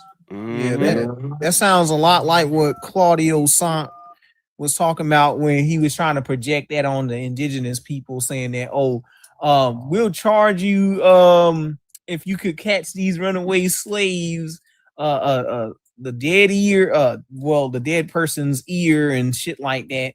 And this is sounding like it's coming from William G. McLaughlin, and I think that they like reuse like some of these stories. Yeah. Hey, I seen some podcasts earlier today, some white boys who hunt, and they got a podcast, and for some reason they're talking about the Creek War and the Red Sticks and stuff. And then one of the white boys is like, yeah, how come the Seminoles wore turbans? And someone's like, oh yeah, that's like part of their African culture. And I'm just like, what the fuck? These niggas talk raps. Hey, is this your voice right now? Yeah. Okay, cool. Well, I will call you back at that number on my cell phone number as soon as we wrap up this broadcast. Go ahead and save that number over here. With that said, ladies and gentlemen, boys and girls, I'm out of here. If you're watching the replay when this video ends, another one will begin. Shout out to everybody showing up and showing out. We did some live research.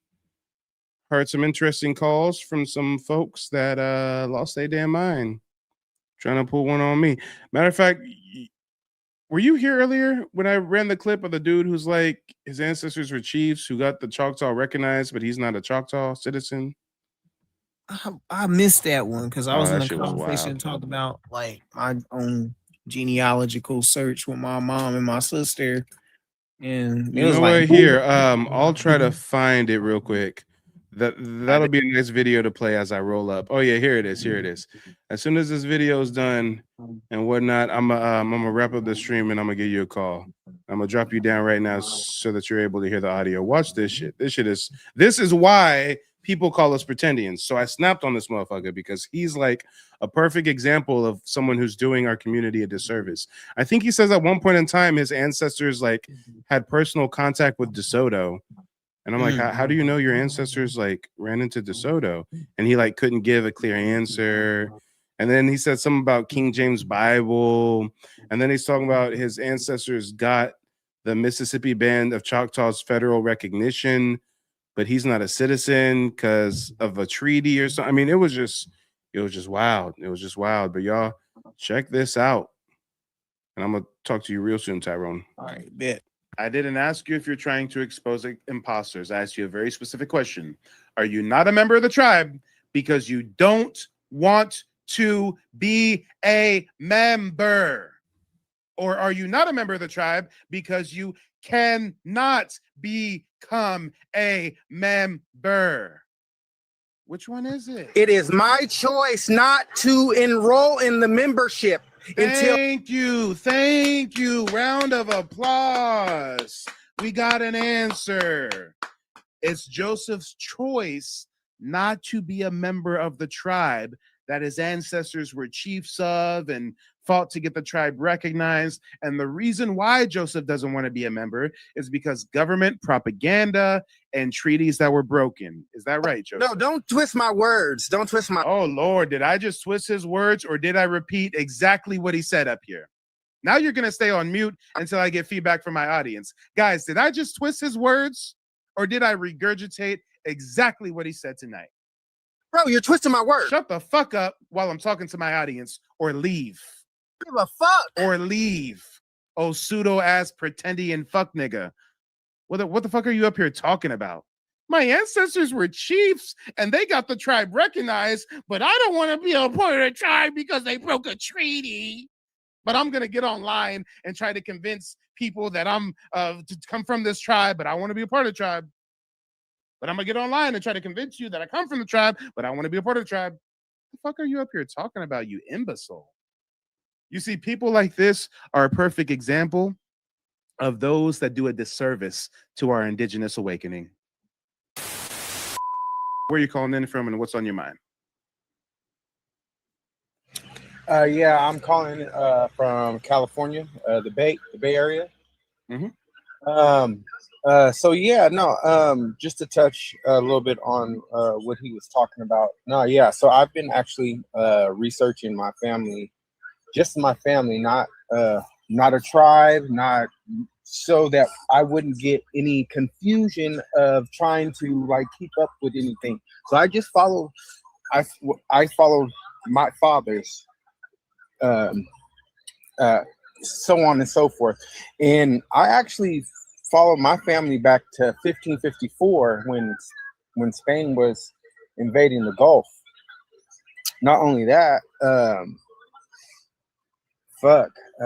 excuse my language. So when you say you trace it to Spanish invasion of the Gulf, do you have Spanish ancestry?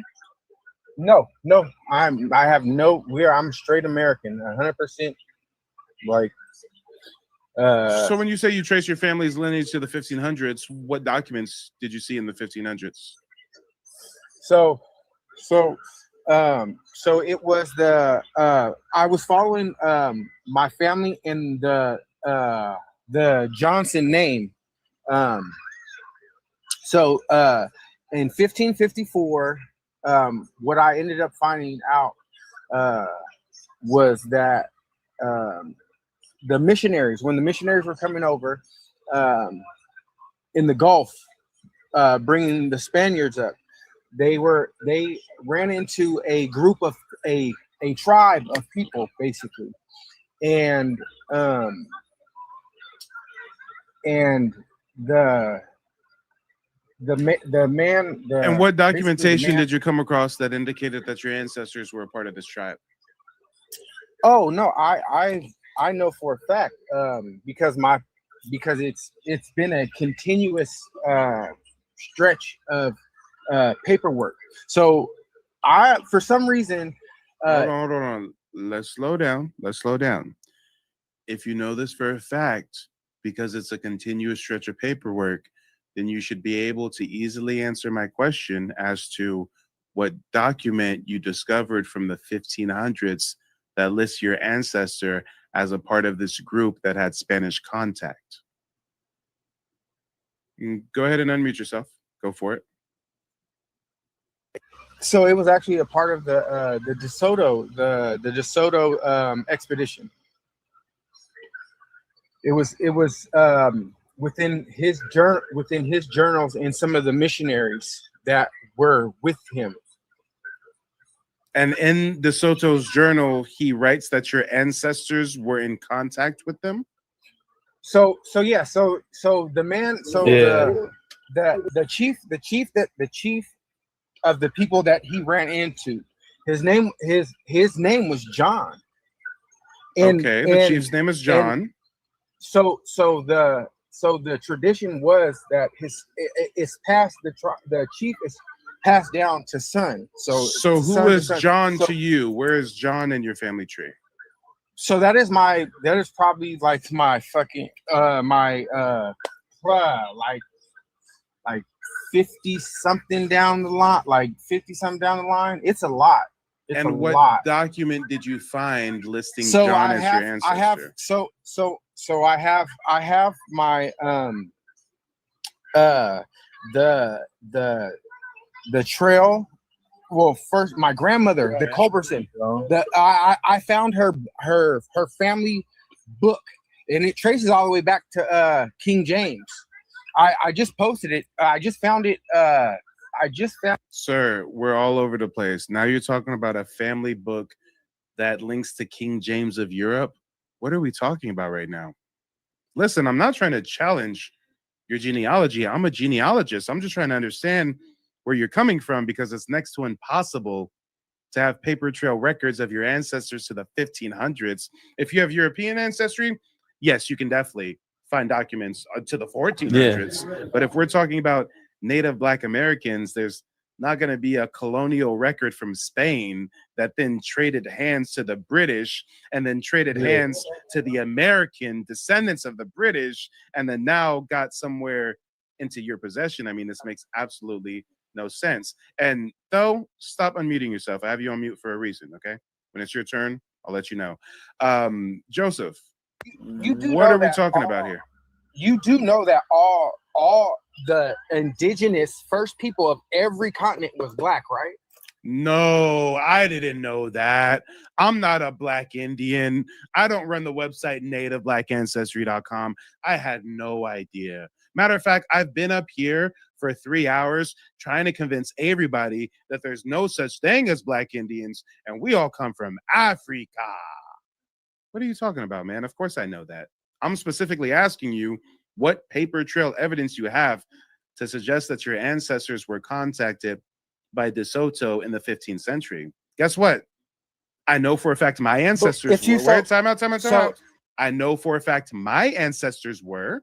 And if someone was to ask me how I know my ancestors had contact with DeSoto, I would name the records. And while DeSoto came in contact with my tribe, I cannot find an actual record that says my great-great-great-great-great-great-grandfather ran into DeSoto. That's not how it works. So when you say you got somebody named John and you got some family book that ties your family back to King James, I mean, we're just trying to understand where you're coming from. We're not questioning the validity of your statements. James Wesley Wookaby Johnson, 1914, and Davis Covers. 1914 is a long way away from the 1500s. So how are we linking this record from 1914 to the 1500s? Go ahead. Unmute yourself. If you just let me talk, if you let me talk. Sir, I don't have to let you do anything. That's what you guys don't understand. You call into my show, you want to talk to me, we're asking you specific questions, we want specific answers. If you're dancing around it, if you're not making sense to my 300 plus people watching, then we will pause you. No one's dancing around it. No one's dancing around it. I'm trying to get to the point. It's not just a walk down the park, bro. Yes, it is a walk down the park. If you're going to get up here and make the asinine statement that you found paper trail records linking your ancestors to De Soto's expedition in the 15th century, and we ask you what is the name of that record, what is the document, it shouldn't be that hard for you to tell us. Is it a census record? Is it a conquistador journal? Is it oral tradition from your family? Is it something in the Library of Congress? It's a little bit of all of it. It's a little bit of all of it. Okay, guys. We're gonna go ahead and give the audience the luxury of choice because I can't. Zero in the chat if you want to get page. Time out, brother. It's not go to your page. You don't get up here and try to clout chase off of my following. If people wanted to go to your page, you would make interesting enough content to gravitate people towards your page. That's how it would work, okay? But listen, just stay on mute for just a second. I'm just seeing what the audience feels like. Put a 0 in the chat if you want to get on to the next person. Put a 1 in the chat if you want to hear him out. I'm here for my audience. I'm not here for you. I'm not here for me. So the audience chooses. And brother, don't get it and stay on mute while the audience decides, okay? And don't get it twisted, guys. I know all about De Soto's expedition. I know all about Spanish colonialism in the Southeast. Come on. Do we really have to talk about Chief Tuscaloosa and the battles at Mobile? And I mean, I know all about this, but for someone to say, I linked my ancestors through genealogical records to the 15th century, I'm just wondering how, Sway? I'm a professional genealogist, and I can't find paper trail records for my ancestors into the 1500s unless they're a European, because that's how paper genocide works.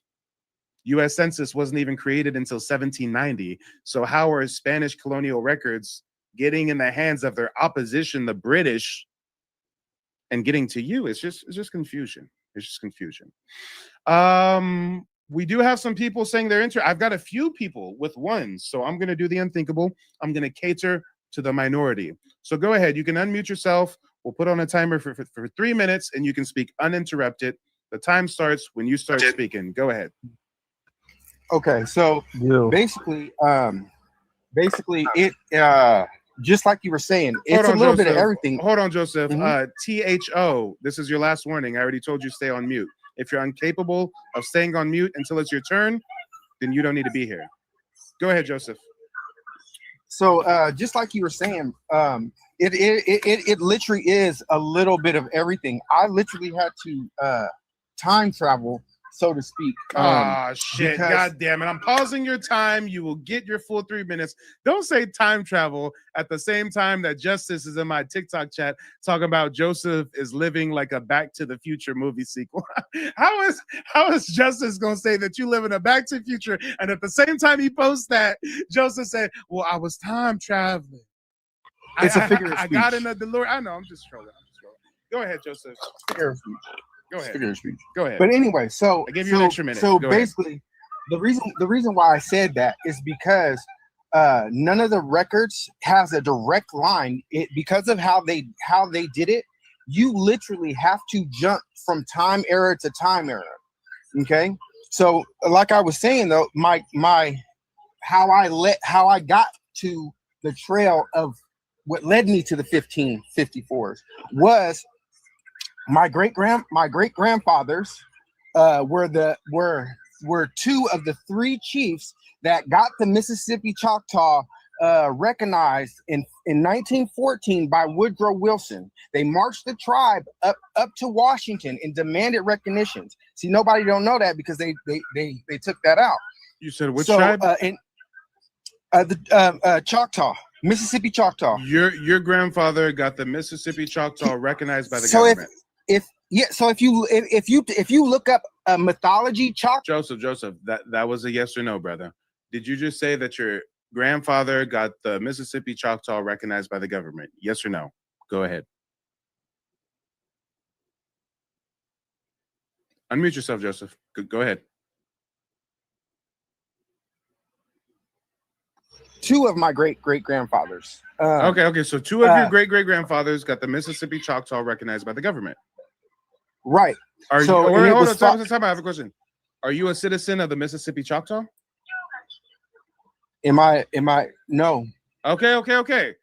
So now we just got more questions than we have answers. Not only are you making the claim that your ancestors are linked through paper trail records to the 15th century colonization efforts of DeSoto, but now you're saying 2 of your grandfathers are responsible for the Mississippi Choctaw being recognized by the government. You descend from chiefs, but you're not a member of the tribe? So do you know about No. That was a pause for dramatic effect. Let me have my pause for dramatic effect, okay? Now I got to do it all again since you fucked it up. So you're saying that not only do you have ancestors linked through paper trail records to DeSoto's invasion of the 15th century, but you're also saying you have not 1, but you have 2 grandfathers who were chiefs and got the Mississippi Choctaw recognized by the government, but you're not a member of the tribe.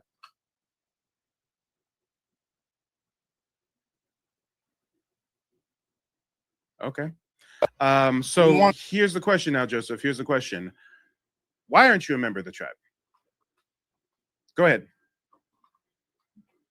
Well, if you let me finish instead of when you want to interject or whatever.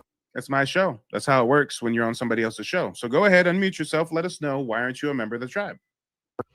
That's fine. So in 1945, they did the Indian Reorganization Act. Yes, I'm familiar with it. Mm-hmm. Yes. So my grandfather, LV, which I found his draft records and everything. That's how I followed the trail. Anyways, so he was forcefully drafted in 1943, okay, off of our land in Texas, in Clarksville, Red River. This does not answer my question as to why are you not a member of the tribe that your ancestors were chiefs of.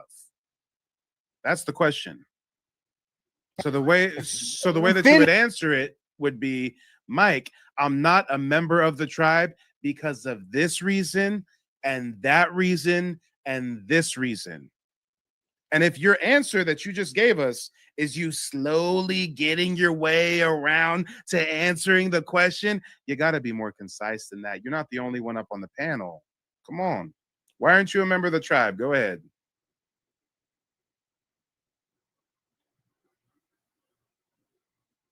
Unmute yourself.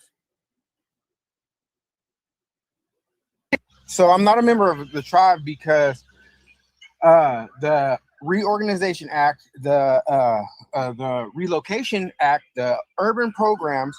So they basically took my grandfather, flooded his land, sent us to California after he got deported. After he got you just said deported. Did he get deported? Discharged. Discharged from what? Discharged from the Navy in World War II. So the same grandfather who was a chief getting the tribe recognized. No. It's his. It's no. His father, my grandfather's father. That's still not telling us why you're not a member of the tribe. You're saying your family got displaced. You're citing the Indian Reorganization Act. That's still not saying why you're not a part of the tribe, Joseph. Go ahead, unmute yourself. Yeah, I'm not a part of the tribe because they did a lot of propaganda. And so my grandfather and my grandmother died in 1967 and 1960. Wait. Who did a lot of propaganda? You finally gave us an answer. I thank you for that. You said, and I quote, I'm not a part of the tribe because they did a lot of propaganda. Who did this propaganda, Joseph? Go ahead. The United States government. They faulted on treaties, on promises, on a whole bunch of stuff. Okay. So you're not a member of the tribe because the U.S. government defaulted on treaties and promises, and because of the U.S. government's propaganda. I got it. Well, Joseph, I've got to ask you: is it a situation where you don't want to be a part of the tribe, or that you can't become a part of the tribe? Because those are two different things. Are you making the claim, hey, Mike, I could be a part of the tribe if I want to, but I choose not to because of treaties that were broken and because of propaganda? Or are you saying, hey, Mike, because of treaties and propaganda, I can't become a member of the tribe? Which one is it, Joseph? So what I'm saying is right now I'm trying to expose the imposters, the people that have. I didn't ask you if you're trying to expose imposters. I asked you a very specific question. Are you not a member of the tribe because you don't want to be a member? Or are you not a member of the tribe because you cannot become a member? Which one is it? It is my choice not to enroll in the membership until. Thank you. Thank you. Round of applause. We got an answer.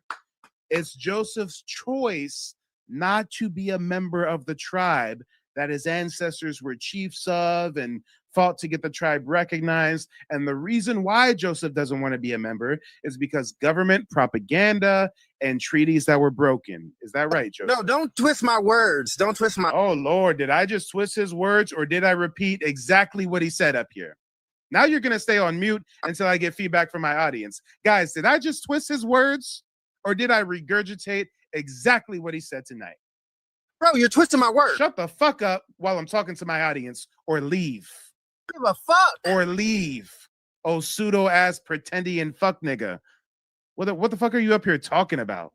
My ancestors were chiefs and they got the tribe recognized, but I don't want to be a part of the tribe because they broke a treaty. But I'm going to get online and try to convince people that I'm to come from this tribe, but I want to be a part of the tribe. But I'm going to get online and try to convince you that I come from the tribe, but I want to be a part of the tribe. What the fuck are you up here talking about, you imbecile? You see, people like this are a perfect example of those that do a disservice to our indigenous awakening. Joseph, I am not doubting that you have Black indigenous ancestry. I am not doubting that you descend from prominent members of that tribe, but you are doing a disservice to the entire community when you can't answer simple questions, when you can't make sense of your claims. You make us look bad. You're the reason people are online calling us pretendians and wabos. You. If someone asks me about my heritage, I can prove it easily. I'm a member of this tribe. This is my ancestry. If it was my choice not to be a member of the tribe, then I would give you an answer for why I'm not a member of the tribe. And it would make sense because we're under such opposition from so many sides. We can't afford to get up here talking genealogy and not have our shit straight. So although some of you guys think I was just beating up on a fellow indigenous brother, no, I took him to my dojo and I whooped on his ass because when he leaves my dojo, they're going to beat on him way better than I ever will. When he leaves my dojo, the world is going to fuck him up way more than the shots he's going to take in the safety and sanctuary of our dojo. Do you get it now, guys? Imagine what happened if he called in to one of those Plains Natives broadcasts talking this shit. Oh, I found paperwork from the 15th century that my ancestors ran into DeSoto and said hi. And DeSoto said, hey, what you guys doing here? And they was like, we live in here, we Indians. And then DeSoto was like, give us some corn. And we was like, no, and we ran away. And I have documents of this. What? Imagine if he was up there on a Pan-African Live right now. Imagine the disservice he would do to our community. Yes, Justice, they would devour him. Not only would they devour him, this is why I'm so harsh on him. Not only would they devour him, but they would use him as a case study to undermine our movement. You would literally be used as a case study. You would be turned into an oppositional force because you don't have your shit straight. And we can't afford that. It's not a good look. But some of you guys are going to think, damn, this Mike guy is just bashing on his fellow Black Indians. No, you got to get your shit straight. Lord, oh Lord, let me get caught up with the comment section. I know all about DeSoto. I know all about the tribes in the South. I know all about it. But you can't get up here claiming you got documents from the 15th century and you can't name the fucking document. You can't get up here claiming your ancestors were chiefs who fought for the tribe to be recognized, but you don't want to be a part of the tribe because the government's doing propaganda. Guess what? I'm a member of the Muskogee Creek Nation. They kicked out Black indigenous people in 1979. They are currently trying to prohibit the Creek Freedmen from getting their citizenship to this day. Imagine if I said, I don't want to be a part of the tribe my ancestors were part of because they doing bad stuff. No, you have to change it from within, dumbass. How do you fight against the propaganda that the U.S. government's doing against your tribe if you're not even a member of the tribe? See how that works? Jesus, Jesus, Jesus. It be your own people, y'all. It be your own people. They don't want you to remember this. You not no slave, you indigenous. Fuck how they painted them Indians. You went to war with the French and the British men. Quite frankly, you was kings, Merovingians. They took the women and men, made them prisoners, raised up the children to worship their images, set up a lab to the genes and they mixed them. And this shit get way deeper than your pigment.